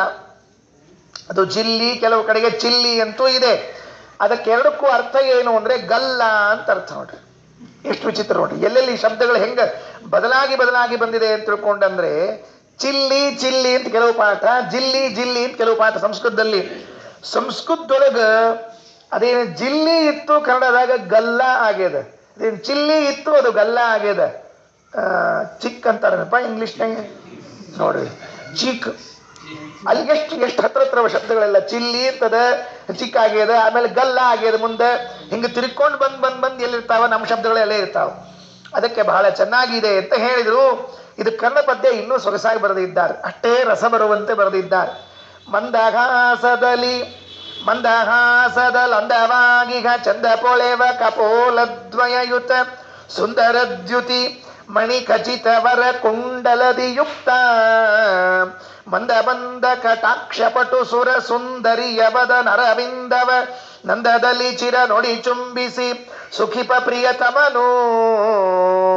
ಅದನ್ನ ನೋಡಿ ಚುಂಬಿಸ್ತಾನಂತೆ, ಮುದ್ದಿಡ್ತಾನೆ. ಮುದ್ದಿಟ್ರೆ ಪಾಪ ನಾಚಿಕೆಯಿಂದ ತಲೆ ಮಾಡ್ಕೋತಾಳಂತೆ. ಹೌದು, ಸಹಜ ಅದು. ಸ್ತ್ರೀಯರಿಗೆ ನಾಚಿಕೆ ಆದಾಗ ತಲೆಯನ್ನ ಕೆಳಗೆ ಮಾಡುವುದು. ಮಾಡಿದಾಗ ಗಂಡ ಅವಳ ಗದ್ದಕ್ಕೆ ಕೈ ಹಿಡಿದು ಮೇಲೆ ಎತ್ತುತ್ತಾನಂತೆ. ಅದನ್ನು ಪಂಡಿತಾಚಾರ್ಯ ಹೇಳಿದರು. ನತ ಮುನ್ನಮಯ್ಯ ಮುಖ ಚಂದ್ರಮಸಂ ಪರಿರಂಭ ಸಂಭೃತ ಮುದಾ ಸುದೃಶಃ ಉಪರಮ್ಯತೇನ ತರುಣೇನ ಚಿರಂ ಮಧುರಾಧರಾಮೃತರ ಸಂಪಿಬತ. ಕೆಳಗೆ ಬಾಗಿರುವಂತಹ ಅವಳ ಮುಖವನ್ನ ಗದ್ದದ ಕೆಳಗೆ ಕೈ ಹಿಡಿದು ಮೇಲೆ ಎತ್ತಿದ. ವರಸವನ್ನು ಚಾಷ್ಟಿ ಮಾಡ್ಯಾರ. ಇದನ್ನ ನನಗೆ ಆಶ್ಚರ್ಯ ಅನಿಸೋದೇನೆಂದ್ರೆ, ನೀವೆಲ್ಲ ಈಗ ಕೇಳಿಕತ್ತೀರಿ, ನಾವು ಗೃಹಸ್ಥರು, ನೀವು ಗೃಹಸ್ಥರು. ಈ ಗೃಹಸ್ಥರ ಪ್ರವಚನ, ಗೃಹಸ್ಥರ ಪಾಠದೊಳಗೆ ಯಥಾಕಥಂಚಿತ್ ಇದು ಅರ್ಥ ಆದ್ರೆ ಇದಕ್ಕೆ ವ್ಯಾಖ್ಯಾನ ಬರೋದ್ರೆ ಯಾರು ಗೊತ್ತೇನ್ರಿ? ಮಧ್ವಜಯಕ್ಕ ಇಬ್ರು ಸ್ವಾಮಿಗಳು ಬರ್ದಾರ್ರಿ ವ್ಯಾಖ್ಯಾನ. ಕೇಳಿದ್ರೆ ಏನ್ ಪರಿಸ್ಥಿತಿ ಆಗ್ಬಿಟ್ಟು ಹೇಳ್ರಿ ನೋಡಂತ. ಅದು ಮತ್ತೆ ಬಾಲ ಸನ್ಯಾಸಿಗಳು, ಮತ್ತೆ ಗೃಹಸ್ಥ ಸ್ವಾಮಿಗಳಲ್ಲ, ಮತ್ತೆ ಬಾಲ ಸನ್ಯಾಸಿಗಳ್ರಿ. ಉಡುಪಿ ಮಠದಲ್ಲಿ ಅಂದ್ರೆ ಅಷ್ಟಮಠಗಳಲ್ಲಿ ಒಬ್ಬರಾಗಿರುವ ಒಂದು ಮಠದಲ್ಲಿ ಇದ್ದವರು ವೇದಾಂಗ ತೀರ್ಥರು ಅಂತ ಮಹಾನುಭಾವರು, ಬಾಲ್ಯ ಸನ್ಯಾಸಿಗಳು, ಬಾಲ ಸನ್ಯಾಸಿಗಳು. ಈ ಶ್ಲೋಕಕ್ಕೆಲ್ಲ ವ್ಯಾಖ್ಯಾನ ಬರೆದಿದ್ದಾರೆ. ನಮಗೂ ಅರ್ಥ ಆಗದೆ ಇರೋ, ಅಂದ್ರೆ ಯಾವ ಶ್ಲೋಕ ಮೇಲೆ ನೋಡಿದ್ರೆ ನಮಗೆ ಅರ್ಥ ಆಗಂಗಿಲ್ಲ, ಅದನ್ನು ತಿಳಿಯಾಗಿ ಬರೆದಿದ್ದಾರೆ. ಗಾಬರಿ ಆಗ್ತದೆ. ಇನ್ನೊಬ್ಬರು ವಿಶ್ವಪತಿ ತೀರ್ಥರು ಅಂತ ವ್ಯಾಖ್ಯಾನ ಬರೆದಿದ್ದಾರೆ. ಇದು ಬಿಡ್ರಿ, ವಾದರಾಜ ಸ್ವಾಮಿಗಳು ರುಕ್ಮಿಣೀಶ್ ವಿಜಯ ಅಂತ ಕಂತು ಬರ್ದಾರ ನೋಡ್ರಿ. ಅಯ್ಯಯ್ಯ, ಅವ್ರ ಚಾಷ್ಟಿ ನೋಡ್ಬಿಟ್ರಿ ಏನ್ ಆಶ್ಚರ್ಯವೋ, ಎಲ್ಲರ ಹೇಳ್ತೀನಿ. ಹೌದ್ರಿ ಅಂದ್ರು. ಅನಕೂಲೈ ತುಂಬಾಲಾಂ ಕರಗೇವ ಹಿ ಕಾರಣಂ. ತೆಳಗ್ ಮುಖ ಹಾಕೊಂಡು ಕೂತಿದ್ರೆ ಹೆಣ್ಣು, ಮೇಲೆತ್ಲಿಕ್ಕೆ ಕರಗೇವ ಹಿ ಕಾರಣಂ. ಕರ ಅಂದ್ರೆ ಏನ್ರಿ? ಸಂಸ್ಕೃತದಾಗ ಎರಡು ಅರ್ಥ ರೀ. ಕರ ಅಂದ್ರೆ ಕೈ, ಕರ ಅಂದ್ರೆ ಟ್ಯಾಕ್ಸ್ ಅಂತ ಅರ್ಥ. ಅರ್ಥ ಆತಿಲ್ಲ ಏನಂತೆ? ಅಷ್ಟು ಲಘು ಅರ್ಥ ಆದ್ರೆ ಮತ್ತೆ ಹೆಂಗೆ ಅರ್ಥ ಆಗ್ಬೇಕು? ಕರ ಅಂದ್ರೆ ಕೈ, ಹೀಗೆ ತಲೆ ತಳಗ್ ಮಾಡಿಕೊಂಡು ನಾಚಿಕೊಂಡು ಕೂತವಳನ್ನ ಹೀಗೆ ಕೈ ಹಿಡಿದು ಹೀಗೆ ಎತ್ತಿದ ಅಂದ್ರೆ ಅನುಕೂಲೈ ತುಂಬಾಲಾಂ, ಹೆಣ್ಣನ್ನ ಒಲಿಸಿಕೊಳ್ಳಿಕ್ಕೆ ಕರಗೇವ ಹಿ ಕಾರಣಂ. ಕರ ಅಂದ್ರೆ ಎರಡು ಅರ್ಥ. ಸಿಟ್ ಮಾಡ್ಕೊಂಡಿಲ್ಲ ಅಂತ ಇಟ್ಕೊಳ್ರಿ, ನಿಂಗೇನ್ ಬೇಕು ಹೇಳಿ ಕೊಡಿಸ್ತೇನೆ ಅಂದ್ಬಿಟ್ರೆ ಮುಗಿದ ಕೆಲಸ. ಕರಗೇವ ಹಿ ಇದು ಮಾಧವಸ್ವಾಮಿ ಬರ್ದಾರ. ಇದನ್ನ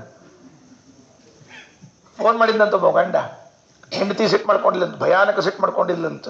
ಮನೆಗೆ ಹೋಗ್ಲಿಕ್ಕೆ ಭಯ ಆಯ್ತು ಇವನಿಗೆ. ಭಯಾನಕ ಸಿಟ್ಟು ಮಾಡಿಕೊಂಡು ಹೆಂಡತಿ ಮನೆಯಲ್ಲಿ ಇದ್ದಾಗ ಈ ಪುರುಷ ಸಿಂಹ ಒಳಗೆ ಹೋಗ್ಲಿಕ್ಕೆ ತಯಾರಿಲ್ಲ. ಅಲ್ರಿ ಪುರುಷ ಸಿಂಹ ಅಂತೀರ ಚರೆ, ಒಳಗೆ ಹೋಗ್ಬೇಡ ಅಂದ್ರೆ ದುರ್ಗಾದೇವಿ ಇದ್ದಾಳ ಒಳಗೆ.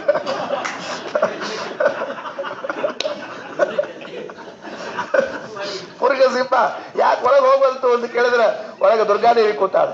ನಾವು ಹೋಗಲ್ಲ, ಕೈಯಾಗ ತ್ರಿಶೂಲ ಗೊತ್ತಾತಿಲ್ಲ, ಯಾವ ತ್ರಿಶೂಲ ಅಂತ ಜಾಲಿ ಸೊಟ್ಟಿರ್ತ, ಅದಕ್ಕೆ ಕೈಯಾಗ ತ್ರಿಶೂಲ ಹಿಡ್ಕೊಂಡಾಳೆ, ಗದ ಹಿಡ್ಕೊಂಡಾಳೆ. ಗದ ಯಾವುದು?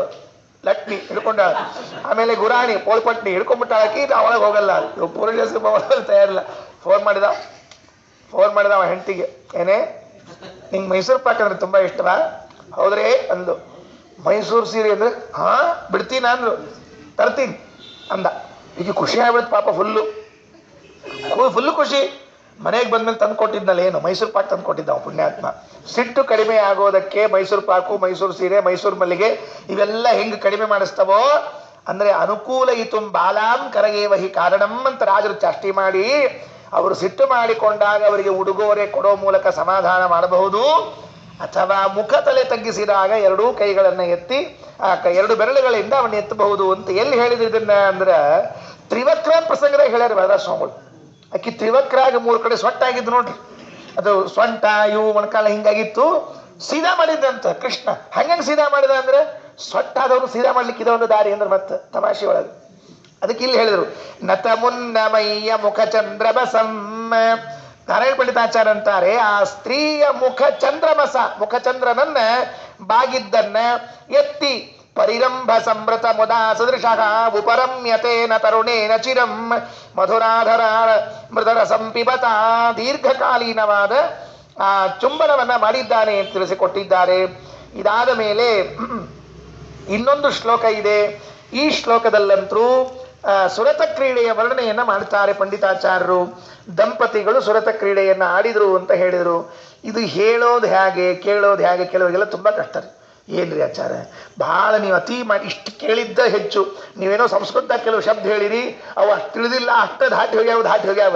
ಅವೇನ್ರ ನೀವು ಕನ್ನಡದಾಗ ಹೇಳ್ಬಿಟ್ಟಿದ್ರಿ ಅಂದ್ರೆ ಬರ್ಸ್ಕೊಂಡು ಹೇಳ್ತಿದ್ರಿ ನೀವು ಒಟ್ಟರು. ಸುಮ್ಮೇನೋ ಚುಂಬಿಸಿದ್ರು, ಹಂಗ ಬಿಂಬಿಸಿದ್ರು, ಈ ಚುಂಬಿಸಿ ಬಿಂಬಿಸಿ ಮುಂದೆ ಹಂಗೆ ಹೋಗ್ಯಾವ ದಾಟ್ಯಾವ. ಪೂರ್ಣ ಅದನ್ನು ಹೇಳಲಿಕ್ಕೆ ಕೂತಿರಲ್ಲ ನೀವು ಅಂದ್ರೆ ನಾ ಏನ್ ಮಾಡ್ಬೇಕು, ಗ್ರಂಥಕಾರ ಬರ್ದದ್ದು ಹೇಳಿದ್ರಿ ಅಟ್ಟ. ನಮ್ಮ ಕಡೆ ಏನದ ನೋಡ್ರಿ, ನಿಮ್ಗೊಂದು ಪದ್ಯ ಹೇಳ್ತೀನಿ ಕೇಳಿ. ಈ ಪದ್ಯ ಓದಿದ ಮೇಲೆ ನಿಮ್ಗೇನು ಅನಿಸ್ತದೆ ನೋಡ್ಕೊಂಬಿಡ್ರಿ. ಆಮೇಲೆ ನೀವೇ ಹೇಳ್ರಿ ಇದು ಸರಿಯೋ ತಪ್ಪು ಅಂತ ನೀವೇ ಹೇಳ್ರಿ.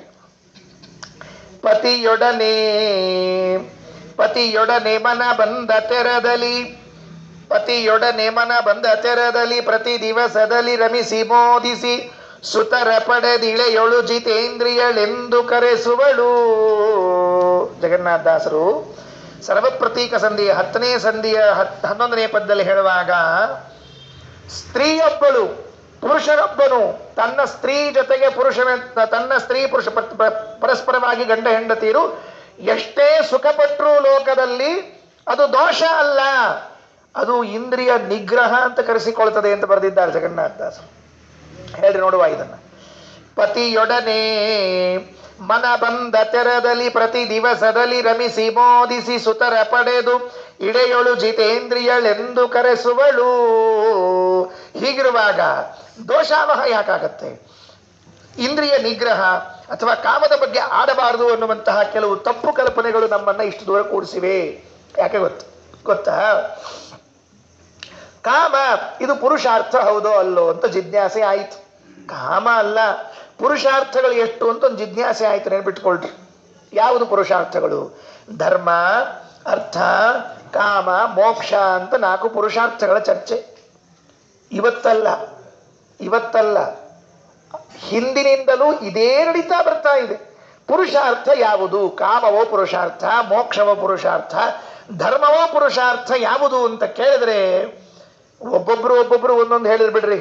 ನಮಗೆ ಇನ್ನೊಬ್ಬರ ಮಾತು ಕಟ್ಕೊಂಡು ಏನಾಗಬೇಕಾಗಿದೆ? ನಮಗೆ ನಮ್ಮ ಆಚಾರ ಮಾತು ಕಟ್ಕೊಂಡು ಸಾಕು. ಮಧ್ವಾಚಾರ ದೃಷ್ಟಿಯಲ್ಲಿ ಪುರುಷಾರ್ಥ ಯಾವುದು ಅಂತ ಕೇಳಿದ್ರೆ ಕಾಮವೇ ಪುರುಷಾರ್ಥ. ಇಷ್ಟು ಘಂಟಾಘೋಷವಾಗಿ ಹೇಳಿದ ಏಕೈಕ ಆಚಾರ್ಯರು ಅಂತಂದ್ರೆ ಮಧ್ವಾಚಾರ್ಯರು.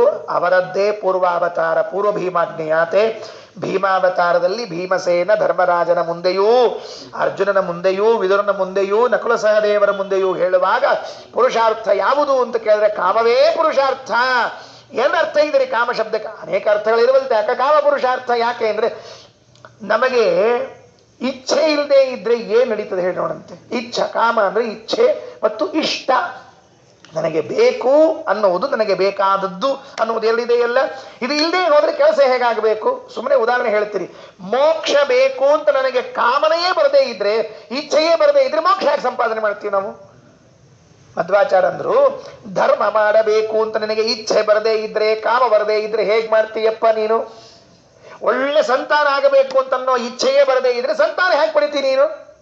ಲೋಕದಲ್ಲಿ ಒಳ್ಳೊಳ್ಳೆ ಸಂತಾನಗಳು, ಸಂತಾನ ಪಡೆದದ್ರಿಂದಲೇ ತಂದೆ ತಾಯಿಗಳಿಗೆ ಒಳ್ಳೆ ಕೀರ್ತಿ ಇದೆ. ಇಂಥವರಪ್ಪ, ಇಂಥವರಮ್ಮ, ಇಂಥವರು. ಹಾಗೆ ಹೇಳಬೇಕಾದ್ರೆ ಕಾಮ ಬೇಕು. ಹಾಗಾದ್ರೆ ಕಾಮವನ್ನು ದೂರ ಮಾಡ್ಲಿಕ್ಕೆ ಬರೋದಿಲ್ಲ, ಕಾಮ ಬೇಕೇ ಬೇಕು ಅಂತ. ಅದಕ್ಕೆ ಹೇಳುವ ಮಾತಿದು, ಸುರತೋತ್ಸವೋತ್ಸಕತೆಯ ತ್ವರಯನ್ ಕರಪಲ್ಲವಂ ನಿವಸನ ಗ್ರಹಣೆ ಕರರುದ್ಧಮಾಯತ ದೃಶ ಸಹಸಾ ತ್ವರಯತ್ಯಥ ದ್ವಿಗುಣಮಿಷ್ಟತಮಃ. ಇದು ತುಂಬಾ ತುಂಬಾ ಒಳಗಿರುವಂತಹ ಮಾತು. ಪುರುಷನಾದವನು, ಗಂಡನಾದವನು ಹೆಂಡತಿಯ ಜೊತೆಗೆ ಸುರತ ಕ್ರೀಡೆ ಮಾಡಬೇಕು ಅನ್ನುವುದಕ್ಕಾಗಿ ವಸ್ತ್ರವನ್ನ ಎಳೆಯಲು ಹೊರಟಾಗ ಅವಳು ಕಣ್ಣಿನಲ್ಲಿ ನಾಚಿಕೆಯನ್ನು ತೋರಿಸಿ ಬೇಡ ಅಂತ ಕೈ ಮಾಡಿದ್ರೆ ಇನ್ನೂ ವೇಗದಿಂದ ಅವಳ ವಸ್ತ್ರವನ್ನ ಅಪಹಾರ ಮಾಡ್ತಾನೆ ಅಂತ ಹೇಳುವಂತಹ ಮಾತಿದು. ಸುರತೋತ್ಸವೋತ್ಸವತೆಯ ತ್ವರಯನ್ ಕರಪಲ್ಲವಂ ನಿವಸ ಗ್ರಹಣೆ ಕರರುದ್ಧಮಾಯತ ದೃಶಃ. ಅವಳು ಕಣ್ಣರಳಿಸಿ ಸಂಕೋಚದಿಂದ ಅದನ್ನ ಬೇಡ ಅಂತ ಹೇಳ್ತಾ ಇದ್ರು ಕೂಡ ಇನ್ನಿಷ್ಟು ದ್ವಿಗುಣದಿಂದ ಮಾಡ್ತಾನೆ ಅಂತ ಇಷ್ಟು ಹೇಳ್ತಾರೆ. ಅದರ ಮುಂದೆ ಅದರಲ್ಲಿ ಬಗೆ ಬಗೆಗಳು ಉಂಟು, ಪುರುಷಾಯಿತವಾದ ಸುರತ ಕ್ರೀಡೆ ಉಂಟು ಅಂತ ಹೇಳ್ತಾರೆ. ಭಾಗವತ ತಾತ್ಪರ್ಯದಲ್ಲಿ ಏಕಾದಶ ಸ್ಕಂದಲ್ಲಿ ಹೇಳುವಾಗ ಆಚಾರ್ಯರು ಒಂದು ಮಾತನ್ನು ಹೇಳ್ತಾರೆ, ಇದು ಒಂದು ಯಜ್ಞ ಅಂತ ತಿಳಿಬೇಕು ಅಂತ ಹೇಳಿದ್ದಾರೆ. ಇದು ಒಂದು ಯಜ್ಞ, ಪುರುಷ ಸ್ತ್ರೀಯರು ಕೂಡುವಂತಹದ್ದು ಒಂದು ಯಜ್ಞ ಅಂತ ಕೇಳಬೇಕು ಅಂತ. ಪಂಚಮಹಾಯಜ್ಞ ಸಂಧಿ ಅಂತ ಬರ್ತದೆ ಹರಿಕಥಾಮೃತಸಾರದಲ್ಲಿ. ಮತ್ತೆ ಛಾಂದೋಗ್ಯೋಪನಿಷತ್ತಿನಲ್ಲಿ ಬರುವಂತಹ ವಿಚಾರ, ಆ ಎಲ್ಲ ವಿಚಾರಗಳನ್ನು ಪಂಡಿತಾಚಾರ್ಯರು ಬಹಳ ಸುಂದರವಾಗಿ ಸಂಗ್ರಹ ಮಾಡ್ತಾರೆ. ರಭಸಾವಪಾತಿತ ಪೃಚೂರಸಿ ಜಹ ಪರಿರಭ್ಯ ತತ್ಕ್ಷಣ ವಿಯಾತ ತರಹ ಮಣಿತಾದಿ ಸೌರತ ವಿತಾನ ಪಟು ರಮಯತ್ಯಮೋನ್ ಯುವತಿ ಸಂಗವುತ. ಆ ಪುರುಷ ಸ್ತ್ರೀಯರು ಪರಸ್ಪರವಾಗಿ ಏಕಾಂತದಲ್ಲಿ ಅನುಭವಿಸುವಂತಹ ದಾಂಪತ್ಯವನ್ನ ಅನುಭವಿಸಿದ್ದಾರೆ. ಅದರಲ್ಲಿ ಬೇರೆ ಬೇರೆ ಕುಶಲಗಳಿವೆಯಂತೆ, ಕಲೆಗಳಿವೆಯಂತೆ. ಆ ಕಲೆಗಳನ್ನೆಲ್ಲ ಉಪಯೋಗಿಸಿಕೊಂಡ್ರು ಅಂತ ಹೇಳ್ತಾರೆ. ಒಬ್ರು ಹಿಂದಕ್ಕೆ ಪುಸ್ತಕ ಬರೆದಿದ್ರಿ, 60 ವರ್ಷ ಆದ ಮೇಲೆ ಒಂದು ಪುಸ್ತಕ ಬರೆದ್ರಿ ಪಾಪ. ಅವ್ರು ಯಾರು ಬೇಡ ಬರೆದಿದ್ರು. ಏನು ಬರೆದ್ರು? ಪ್ರಾಚೀನ ಭಾರತದಲ್ಲಿ ಕಾಮಶಾಸ್ತ್ರ ಅಂತ ಒಂದು ಪುಸ್ತಕ ಬರೆದಿದ್ರಿ. ಕೇಳಿದ್ರೆ ಗಾಬರಿ ಆಗ್ಬಿಡ್ತದೆ, ಏನ್ರಿ ಅಂತ. ಚಾಣಕ್ಯ ಇದ್ದಾನಲ್ಲ, ಇಷ್ಟೆಲ್ಲ ಚಾಣಕ್ಯನ ಬಗ್ಗೆ ಕೇಳ್ತೀವಲ್ಲ, ವಾತ್ಸಾಯನ, ಅವನು ಕಾಮಸೂತ್ರವನ್ನ ಬರೆದಿದ್ದಾನೆ. ಯಾರು ಚಾಣಕ್ಯ ಜಗತ್ತಿಗೆ ಅರ್ಥಶಾಸ್ತ್ರವನ್ನ ಕೊಟ್ಟ, ಅದೇ ಚಾಣಕ್ಯ ಕಾಮಶಾಸ್ತ್ರವನ್ನು ಕೊಟ್ಟು ಹೋದಂತೆ, ಕಾಮಸೂತ್ರವನ್ನು ಬರೆದು ಹೋಗಿದ್ದಾನಂತೆ. ಬಹಳ ಆಶ್ಚರ್ಯ. ಅದರಲ್ಲಿ ಬೇರೆ ಬೇರೆ ಪ್ರಕ್ರಿಯೆಗಳು ಉಂಟು ಅಂತ ಅದನ್ನು ಶಬ್ದವನ್ನು ಸೇರಿಸ್ತಾರೆ. ಮಣಿತಾದಿ ಸೌರತ ವಿತಾನ ಪಟು ರಮಯತ್ಯಮೋನ್ ಯುವತಿ ಸಂಗವುತ ಅಂತ ಹೇಳಿ ಮುಂದೆ ಇವತ್ತಿನ ಇನ್ನು 2 ಶ್ಲೋಕಗಳನ್ನು ಹೇಳಿದ್ರೆ ಮುಕ್ತಾಯ ಆಯಿತು. ಇನ್ನು ಮುಂದೆ ಈ ಭಾಗವೂ ಬರೋದಿಲ್ಲ, ಇನ್ನು ಮುಂದೆ ಬೇರೆ ವಿಷಯವೇ ಮತ್ತೆ ಪ್ರಾರಂಭ ಆಗ್ತದೆ. ಇದೇ ಒಂದು 3-4 ಶ್ಲೋಕಗಳು ತುಂಬ ಒಳಗಿರುವಂತಹ ಭಾವವನ್ನು ಹೇಳ್ತದೆ. ಯಾರೋ ಒಬ್ಬ ಹೀಗೆ ಹೇಳಿದ್ದಾನೆ, ನಿಜವಾಗಿ ಅದು ವಾಕ್ಯ ಚೆನ್ನಾಗಿ ಅನಿಸ್ತು ನನಗೆ. ಏನು ಅಂದರೆ, ಸಂಭೋಗ ಅಂದರೆ ಅದು ಸಮಾಧಿಯ ಅವಸ್ಥೆ ಅಂತ ಒಬ್ಬ ಪ್ರವಚನ ಮಾಡಿದ್ದಂತೆ. ಅದು ಯಾರು ಅಂತ ಹೇಳೋದಿಲ್ಲ, ಅಲ್ಲ ಬೇಡ. ಸಂಭೋಗ ಅಂತನ್ನೋದು ಅದು ಸಮಾಧಿಯ ಅವಸ್ಥೆ ಅಂತ. ಯಾಕೆ ಪ್ರತಿಯೊಬ್ಬ ಪುರುಷನೂ ಪ್ರತಿಯೊಬ್ಬ ಸ್ತ್ರೀಯೂ ಕೂಡ ಈ ಬಯಕೆಯನ್ನು ಬಯಸುವುದು ಅಂದರೆ, ಅಲ್ಲಿ ಇದ್ದಾಗ ನಮಗೆ ಏನಿರೋದಿಲ್ವಂತೆ, ಶಾಂತಿ ಮಾತ್ರ ಇರ್ತದಂತೆ. ಒಂದೇ ಕ್ಷಣದ ಶಾಂತಿ ಇರಲಿ, ಅದು ಸಿಗ್ತದೆ. ಯಾಕೆ ಅಂತ ಕೇಳಿದ್ರೆ, ಅಲ್ಲಿ ಅಹಂಕಾರ ಇಲ್ಲ, ಯಾವ ಸೊಕ್ಕಿಲ್ಲ, ನಾನು ಗ್ರೇಟು, ಅವರು ಕಡಿಮೆ, ಏನೇನಿರೋದಿಲ್ಲ ಅಲ್ಲಿ. ಕೇವಲ ಆತ್ಮ, ಕೇವಲ ಶುದ್ಧಾಂಗನಾದ ಆತ್ಮಸ್ಫುರಣವಾಗ್ತಾ ಇದರಿಂದ ನಿಜವಾಗಿಯೂ ಕೂಡ ಆ ಸಂಭೋಗದ ಅವಸ್ಥೆ ಅಂತನ್ನುವುದು ಸಮಾಧಿ ಅವಸ್ಥೆಯಾಗಿ ಕಾಣಬಹುದಂತೆ. ನೋಡ್ರಿ, ಆಗ ಏನಿರ್ತದೆ ಅಂದರೆ, ನಮ್ಮ ದ್ವೇಷ, ವೈರತ್ವ, ಹೊರಗಿನ ಭಾಗಗಳು ಯಾವುದು ಹೇಗೆ ಸಮಾಧಿ ಅವಸ್ಥೆಯಲ್ಲಿ ಹೊರಗಿನದ್ದು ಯಾವುದೂ ಇರುವುದಿಲ್ಲವೋ ಹಾಗೆ ಸ್ತ್ರೀ ಪುರುಷರ ಸಂಘದ ಸಂದರ್ಭದಲ್ಲೂ ಕೂಡ ಯಾವುದೂ ಇರುವುದಿಲ್ಲ. ಅಲ್ಲಿ ಕೇವಲ ಆತ್ಮ ಕಾಣಿಸ್ತಿರ್ತಾನೆ. ಶುದ್ಧಾಂಗನಾದ ಆತ್ಮ ಕಾಣಿಸ್ತಿರ್ತಾನೆ ಅನ್ನುವುದಕ್ಕಾಗಿ ಆ ಸಂಭೋಗದ ಕ್ಷಣಗಳು ಸಮಾಧಿಯ ಕ್ಷಣಗಳಾಗಬಹುದು ಅಂತ ಒಂದು ವಾರಗಳ ಕಾಲ ಪ್ರವಚನ ಮಾಡಿದ್ದುಂಟು. ಅದನ್ನು ಕೇಳಿ ನಿಜವಾಗಿಯೂ ಕೂಡ ನನಗೆ ಕೇಳಿದ್ದೇನೆ, ಅದನ್ನು ತುಂಬ ಚೆನ್ನಾಗಿ ಹೇಳಿದ್ದಾನೆ. ಬಹಳ ಆಶ್ಚರ್ಯ ಅದು ಹೇಳಿದ್ದು ನೋಡಿದರೆ. ಅಂತೂ ಹೀಗೆ ವೈಕುಂಠದಲ್ಲಿ ಎಲ್ಲ ಸೌಲಭ್ಯಗಳಿರ್ತದೆ ಅಂತ ಹೇಳಿ ಮುಂದಿನ ಮಾತು, ಅತಿಲೌಕಿಕ ರಮಯತೋ ರಮಣಾನ್ ರಮಯಂತ್ಯಲೌಕಿಕ ಗುಣಾಲಲನಾಹ ಅನುರೂಪ ರೂಪಮತಿಲೋಕ ಸುಖಂ ತದಲೌಕಿಕಂ ನಿಧುವನಂ ಲಸತಿ. ಲೋಕದಲ್ಲಿ ಇದ್ದಂತೆ ಇರುವುದೇ ಇಲ್ಲ ಒಂದು ಹೊಡೆದಾಕ್ಬಿಟ್ರು ಪಂಡಿತಾಚಾರ್ಯ. ಈಗೇನು ನೀವು ಇಷ್ಟೊತ್ತು ಕೇಳಿದ್ರಿ ಇದೆಲ್ಲವೂ ಲೋಕದಲ್ಲಿ ಇದ್ದಂತೆ ಅಂತ ತಿಳಿಬೇಡ್ರಿ, ಅದು ಅತಿಲೌಕಿಕ ರಮಯತೋ ರಮಣಾನ್. ಅಲ್ಲಿರುವಂತಹ ಸ್ತ್ರೀಯರು ಪುರುಷರು ಅತಿಲೌಕಿಕರು, ಇಲ್ಲಿರುವ ಜನರಂತೆ ಅವರು ಇಲ್ಲವೇ ಇಲ್ಲವಾದದ್ರಿಂದಾಗಿ ಅಲ್ಲಿ ನಡೆಯುವ ಯಾವ ಕ್ರಿಯೆಗಳು ಇಲ್ಲಿಯ ಕ್ರಿಯೆಯಂತೆ ನಡೆಯೋದೇ ಇಲ್ಲ. ಮಧ್ವಾಚಾರ್ಯರು ಒಂದು ಪ್ರಸಂಗ ಇಂಥದ್ದನ್ನೇ ಒಂದು ಎತ್ತಿ ಹೇಳಿದ್ದಾರೆ ಮಹಾಭಾರತ ತಾತ್ಪರ್ಯ ನಿರ್ಣಯದಲ್ಲಿ ಹೇಳುವಾಗ. ದ್ರೌಪದೀ ದೇವಿ 5 ಜನ ಗಂಡಂದರ ಜೊತೆಗೆ ರಮಣವನ್ನ ಮಾಡ್ತಾ ಇದ್ಲು. 5 ಜನರ ಜೊತೆಗೆ ಇರಬೇಕಲ್ಲ, ಇದೇನು ಅಪರಾಧದ ವಿಷಯ ಅಲ್ಲ, ವೇದೋಕ್ತವಾದ ಮಹಾಭಾರತೋಕ್ತವಾಗಿರುವಂತಹ ಕೆಲಸ ಇದು. ಹಾಗಿದ್ರೆ ವಾರ್ಷಿಕ ಪರ್ಯಾಯ ವ್ಯವಸ್ಥೆಯನ್ನ ಮಾಡಿಕೊಟ್ಟದ್ದು ನಾರದರು ಬಂದ ಮೇಲೆ 1 ವರ್ಷ ಧರ್ಮರಾಜ, 1 ವರ್ಷ ಇದು ಬರೋಬ್ಬರಿ. ನಿತ್ಯದಲ್ಲಿ ಇವತ್ತು ಧರ್ಮರಾಜನ ಜೊತೆಗೆ, ನಾಳೆ ಭೀಮಸೇನ ಜೊತೆಗೆ, ನಾಡದ್ದು ಒಬ್ಬೊಬ್ಬರ ಜೊತೆಗೂ ಜೀವನವನ್ನ ಮಾಡ್ತಾ ಇದ್ರೆ, ದಾಂಪತ್ಯವನ್ನು ಅನುಭವಿಸ್ತಾ ಇದ್ರೆ ಹೇಗಿರಬೇಕದು? ಆ ಭೋಗವನ್ನ ಹೇಳಿದಾಗ ಆಚಾರ್ಯರಂತಾರೆ, ನೀವೇನಾದರೂ ಲೋಕದಲ್ಲಿ ಸ್ತ್ರೀಯರು ಪುರುಷರು ಮಾಡಿದ ಭೋಗದಂತೆ ಇದು ಅಂತ ತಿಳಿಯುವುದಾದರೆ ಅಪರಾಧಿಗಳಾಗ್ತೀರಿ ನೀವು. ಅಲ್ಲವೇ ಅಲ್ಲ. ಯಾಕೆ ಅಂತ ಕೇಳಿದ್ರೆ, ಕನ್ಯೈವ ಅಭವತ್ ಅಹನಿ ಅಹನಿ, ಪ್ರತಿ ನಿತ್ಯದಲ್ಲಿ ಅವಳು ಹೊಸದಾಗಿ ಕನ್ಯೆಯಾಗಿ ಬರ್ತಿದ್ಲಂತೆ. ಮತ್ತೆ ವಿವಾಹ, ಮತ್ತೆ ದಾಂಪತ್ಯ, ನಾಳೆ ಮತ್ತೊಂದು ಕನ್ಯಾದೇಹ, ನಾಳೆ ಮತ್ತೊಂದು. ಅವಳು ಹುಟ್ಟಿದ್ದೇ ಅಗ್ನಿಕೊಂಡದಲ್ಲಿ. ಆಗ ಹೇಳ್ತಾರೆ ಆಚಾರ್ಯರು, ಲೋಕದಲ್ಲಿ ಏನೇ ದ್ರೌಪದಿಯ ಸಂಬಂಧದಲ್ಲಿ ಹೇಳುವಾಗಲೇನೆ ಅಲೌಕಿಕ ಅಂತ ಹೇಳುವುದಾದರೆ ವೈಕುಂಠದಲ್ಲಂತರೂ ಏನ್ ಕೇಳಬೇಕು ಅಂತ, ರಮಯಂತ್ಯಲೌಕಿಕ ಗುಣ ಲಲನ ಅನುರೂಪ ರೂಪ ಮತಿಲೋಕ ಸುಖಂ ತದಲೌಕಿಕಂ ನಿಧುವನಂ ಲಸತಿ ಅಂತ ಹೇಳಿದರು. ಆಮೇಲೆ ಮುಂದಿನ ಪದ್ಯದಲ್ಲಿ ಒಂದು ತಮಾಷೆ ಮಾಡ್ತಾರೆ ಪಂಡಿತಾಚಾರ್ಯ. ಇನ್ನು 2ನೇ ಪದ್ಯ ಮುಗಿದೋಯ್ತು.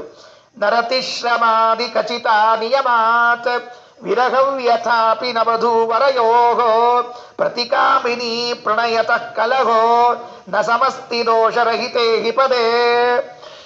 ಒಮ್ಮೆ ಈ ಗಂಡ ಹೆಂಡತಿಯರ ದಾಂಪತ್ಯವನ್ನ ಅನುಭವಿಸಿದ ಮೇಲೆ ದೂರ ಆಗಿಬಿಟ್ರೆ ಬಹಳ ವೇದನೆ ಆಗ್ತದಂತೆ. ಅಯ್ಯೋ ಅಯ್ಯೋ ಅಯ್ಯೋ ಅಂತಿರ್ತಾರಂತೆ. ಅದಕ್ಕೆ ಆಷಾಢ ಮಾಸಕ್ಕೆ ಹೆಂಡತಿ ಊರಿಗೆ ಹೋಗಿದ್ಲು ಅಂತ ಇಟ್ಕೊಳ್ರಿ, ದೊಡ್ಡ ದೊಡ್ಡ ಕಾವ್ಯ ಬರೆದಾರ್ರಿ. ನಿಮ್ಗೆ ಹೇಳಿ ತಮಾಷೆ ಆಗ್ತದ, ನಂದಲ್ಲ, ಕಾಳಿದಾಸ ಮೇಘದೂತ ಅಂತ ಒಂದು ಕಾವ್ಯ ಬರೆದಾನ್ರಿ. ಯಾಕೆ ಅಂದ್ರೆ ಲಗ್ನ ಆದ ಮೇಲೆ ಅದು ಆಷಾಢಕ್ಕೆ ಹೆಂಡತಿ ತವರಿಗೆ ಹೋಗಿದ್ಲಂತ. ಯಾರು ದೂರ ಇರ್ಬೇಕು ಅಂತ ಹೇಳ್ರಿ, ಇಲ್ಲಿ ತನಕ ಗೊತ್ತಾಗಿಲ್ಲ ನನಗಂತರು. ಅತ್ತಿ ಸೊಸಿ ಒಂದ್ ಕಡೆ ಇರಬಾರ್ದಂತಾರೋ, ಗಂಡ ಹೆಂಡತಿ ಒಂದ್ ಕಡೆ ಇರಬಾರ್ದಂತಾರೋ, ಇರ್ಲಿ ಅಂತೂ ಹೋಗಿರ್ತಾರ, ಮುಗಿದು ಹೋದ ಕೆಲಸ. ಆಷಾಢಕ್ಕೆ ಹೋದ್ರೆ ಪಾಪ ಗಂಡ ಇಷ್ಟು ಹೆಂಡತಿ ನೆನೆಸೋದಿರ್ತಾನಂತ್ರಿ. ಆಷಾಢಸ್ಯ ಪ್ರಥಮ ದಿವಸೇ ಮೇಘಮಾಕ್ಲಿಷ್ಟ ಸಾನುಂ. ಇದು ಕಾವ್ಯ ಕೇಳ್ಬೇಕ್ರಿ, ಇಂಥವೆಲ್ಲ ಸಂಸ್ಕೃತದ್ದು ಬಹಳ ಚಂದದ್ರಿ. ಆಷಾಢಸ್ಯ ಪ್ರಥಮ ದಿವಸೇ ಮೇಘಮಾಕ್ಲಿಷ್ಟ ಸಾನುಂ ಯಕ್ಷ ಕ್ರೀಡಾ, ಅವ ಯಕ್ಷ ಇದ್ದಂತಮ್ಮ. ಕಶ್ಚಿತ್ ಕಾಂತ ವಿರಹ ಗುರುಣ ಸ್ವಾಧಿಕಾರಾತ್ ಪ್ರಮತ್ತಃ. ಕಶ್ಚಿತ್ ಕಾಂತ ವಿರಹ ಗುರುಣ ಸ್ವಾಧಿಕಾರಾತ್ ಪ್ರಮತ್ತಃ. ಇಂದ್ರ ಕುಬೇರ ಶಾಪ ಕೊಟ್ಟಿದ್ದಂತ ಒಬ್ಬ ಯಕ್ಷಗೆ, ನೀ ಹೋಗ್ ಅಂತ ಹೇಳಿ 1 ವರ್ಷ ನಿನ್ನ ಹೆಂಡತಿ ಇಲ್ಲಿರ್ಲಿ ಊರಾಗ, ನೀನು ಊರು ಬಿಟ್ಟು ಹೊರಗಿಡು ಅಂತ ಹೇಳಿದ್ರೆ ಆ ಒಂದು ಗುಡ್ಡದ ಮೇಲೆ ವಾಸ ಮಾಡ್ಕೊಂಡು ಕೂತಿದ್ನಂತೆ. ಮೋಡ ಬಂತು, ಮಳೆಗಾಲ ಬಂತು, ಹತ್ರ ಬಂತು, ಹೆಂಡತಿ ನೆನಪಾತಂತ ಪಾಪ ಒಳ್ಳಿ ಕತ್ತಿದ್ನಂತ. ಅಳ್ಕೋತ ಒಂದು ಕಾವ್ಯ ಬರೆದಂತ. ಇದು ಕಾಳಿದಾಸನ ಕಲ್ಪನಾ. ಮತ್ತೆ ಯಾರಿಗೆ ಹೇಳಿ ಕಳಿಸಿದ ಹೆಂಡತಿಗೆ ಅಂದ್ರೆ ಮೋಡಕ್ಕೆ ಹೇಳಿ ಕಳಿಸಿದ್ನಂತ, ಮೇಘದೂತ ಅಂತ ಹೇಳಿ ಕಳಿಸಿದ್ನಂತೆ. ಬೇಂದ್ರೆ ಅವ್ರದನ್ನ ಕನ್ನಡದಾಗ ಮಾಡ್ಯಾರಿ, ಹೇಳ್ತೀನಿ ಇಟ್ಟು ಚಂದ ಬರ್ದಾರ್ರಿ. ಸಂಸ್ಕೃತ ಝಕ್ಕಸ್ಬೇಕು ಅಷ್ಟು ಚಂದ ಬರ್ದಾರ ಕನ್ನಡದವ್ರು ಬೇಂದ್ರೆ ಅವ್ರು. ಹೆಂಗ ನಮ್ಮ ಪಂಡ್ರಿನಾಥಾಚಾರ್ಯರು ಜಗನ್ನಾಥನ ಗಂಗಾಲಹರಿ ಜಗ್ಸೋ ಹಂಗ ಕನ್ನಡದಾಗ ಬರ್ದಾರೋ, ಹಂಗ ಬೇಂದ್ರೆ ಅವರು ಮತ್ತ ಅದನ್ನ ಅಷ್ಟು ಚಂದ ಬರ್ದಾರ. ಕಶ್ಚಿತ್ ಕಾಂತ ವಿರಹ ಗುರುಣ ಸ್ವಾಧಿಕಾರಾತ್ ಪ್ರಮತ್ತಃ ಶಾಪೇನ ಅಸ್ತಂಗಮಿತ ಮಹಿಮಾ. ಶಾಪೇನ ಅಸ್ತಂಗಮಿತ ಮಹಿಮಾ. ಕೈಯಾಗ ಬಳಿ ಹಾಕೊಂಡಿದ್ದಂತೆ ನಾವು, ಎದ್ರದ್ದು ಈ ಇದ್ರದ್ದು ನೋಡ್ರಿ ಕಡಗ ಹಾಕಿರ್ತೀವಲ್ಲ, ಆ ಕಡಗ ಏನಾಗಿತ್ತು ಅಂದ್ರೆ ಹೆಂಡತಿ ವಿರಹದಿಂದ ಅದು ಇಲ್ಲಿ ಇದ್ದದ್ದು ಇಲ್ಲಿಗೆ ಬಂದಿತ್ತಂತ ಅಷ್ಟು ಸೊರಗಿತ್ತ ಅಂತ ಹೇಳ್ಬೇಕಾಗಿತ್ತು ನಾವು. ಕಾವ್ಯ ಆದ್ರೆ ಹಿಂಗೆ ಬರೀಬೇಕ್ರಿ ಅವ್ ಇಲ್ಲಿ ಹಾಕೊಂಡಿತ್ತಂತ ಸೊರಗಿ ಬಿಟ್ಟಿದಂತ ಹೆಂಡತಿ ಅಂತ ತಿಳ್ಕೊಂಡು ನೆನೆಸ್ಕೊಂಡು ಹಿಂಗೆ ಹಿಡಿದು ಇಲ್ಲಿ ಬಂದ್ಬಿಟ್ಟಿತ್ತಂತ ಭುಜಕ್ಕೆ ಬಂದ್ಬಿಟ್ಟಿತ್ತಂತದ್ದು. ಆಹಾ ಏನು ವರ್ಣ. ಅದಕ್ಕೆ ಇಲ್ಲಿ ಹೇಳಿದರು ವಿರಹವ್ಯಥಾಪಿ ನವಧೂ ವರಯೋ. ವಿರಹವ್ಯಥ ಇಲ್ಲ, ಅದ್ರ ಮೇಲೆ ಹಾಡು ಬಂದಾವಲ್ರಿ, ವಿರಹ. ಅದಕ್ಕೆ ವಿರಹವ್ಯಥಾಪಿ ಅಲ್ರಿ, ಆಚಾರ್ಯ ಹೇಳಿದ್ರೆ ತಪ್ಪಾಗ್ತದೆ, ಹೇಳಿದ್ರೆ ಅರ್ಥ ಆಗಂಗಿಲ್ಲ. ಈ ಪರಿಸ್ಥಿತಿ ಅದ. ವಿರಹವ್ಯಥಾಪಿ ನವಧೂ ವರಯೋ. ಅದರಿಂದ ವಧೂವರರಿಗೆ ವಿರಹ ಇರೋದಿಲ್ಲ. ಆ ರತಿ ಕ್ರೀಡೆ ಆಡಿದ ಮೇಲೆ ಶ್ರಮ ಇರೋದಿಲ್ಲ. ಲೋಕದಲ್ಲಿ ಕ್ರೀಡೆ ಆಡಿದ ಮೇಲೆ ಶ್ರಮ ಉಂಟಾಗ್ತದೆ. ಇದ್ರ ಜೊತೆಗೆ ಮತ್ತೊಂದು ತಮಾಷೆ ಮಾಡ್ತಾರೆ, ಪ್ರತಿಕಾಮಿನಿ ಪ್ರಣಯತಃ ಕಲಹೋ. ಇನ್ಯಾರೋ ನೋಡಿ ಸೌತಿ ಮಾತ್ಸರ್ಯ ಇರೋದಿಲ್ಲ, ಅದನ್ನು ತಮಾಷೆ ಮಾಡಿದ್ದಾರೆ. ಸೌತಿ ಮಾತ್ಸರ್ಯ ಅದಕ್ಕೆ ನಮ್ಮ ಮನೆಯವ್ರು ಅಕ್ಕಿ ನೋಡಿದ್ರು, ಅಕ್ಕಿ ಇವ್ರು ನೋಡಿದ್ರು, ಹಿಂಗೆಲ್ಲ ಹಂಗೇನಿರೋದಿಲ್ಲ ಅಂತ. ಯಾಕಂದ್ರೆ ಇವ್ರು ಬೇರೆ ನೋಡಂಗೇ ಇಲ್ಲ, ಅವಾಗ ಹಂಗ ಇರ್ತದೆ ಅಂತ ಹೇಳಿ ತಮಾಷೆ ಮಾಡಿದ್ದಾರೆ. ಯಾರೋ ಒಬ್ಬಕ್ಕೆ ಕೇಳಿಲ್ಲಂತ, ನಾನು ನಿಮ್ಮ ಮನಸ್ಸಿನಲ್ಲಿ ಇರಬಹುದೇ ಅಂತ ಕೇಳಿಲ್ಲಂತ. ಒಬ್ಬ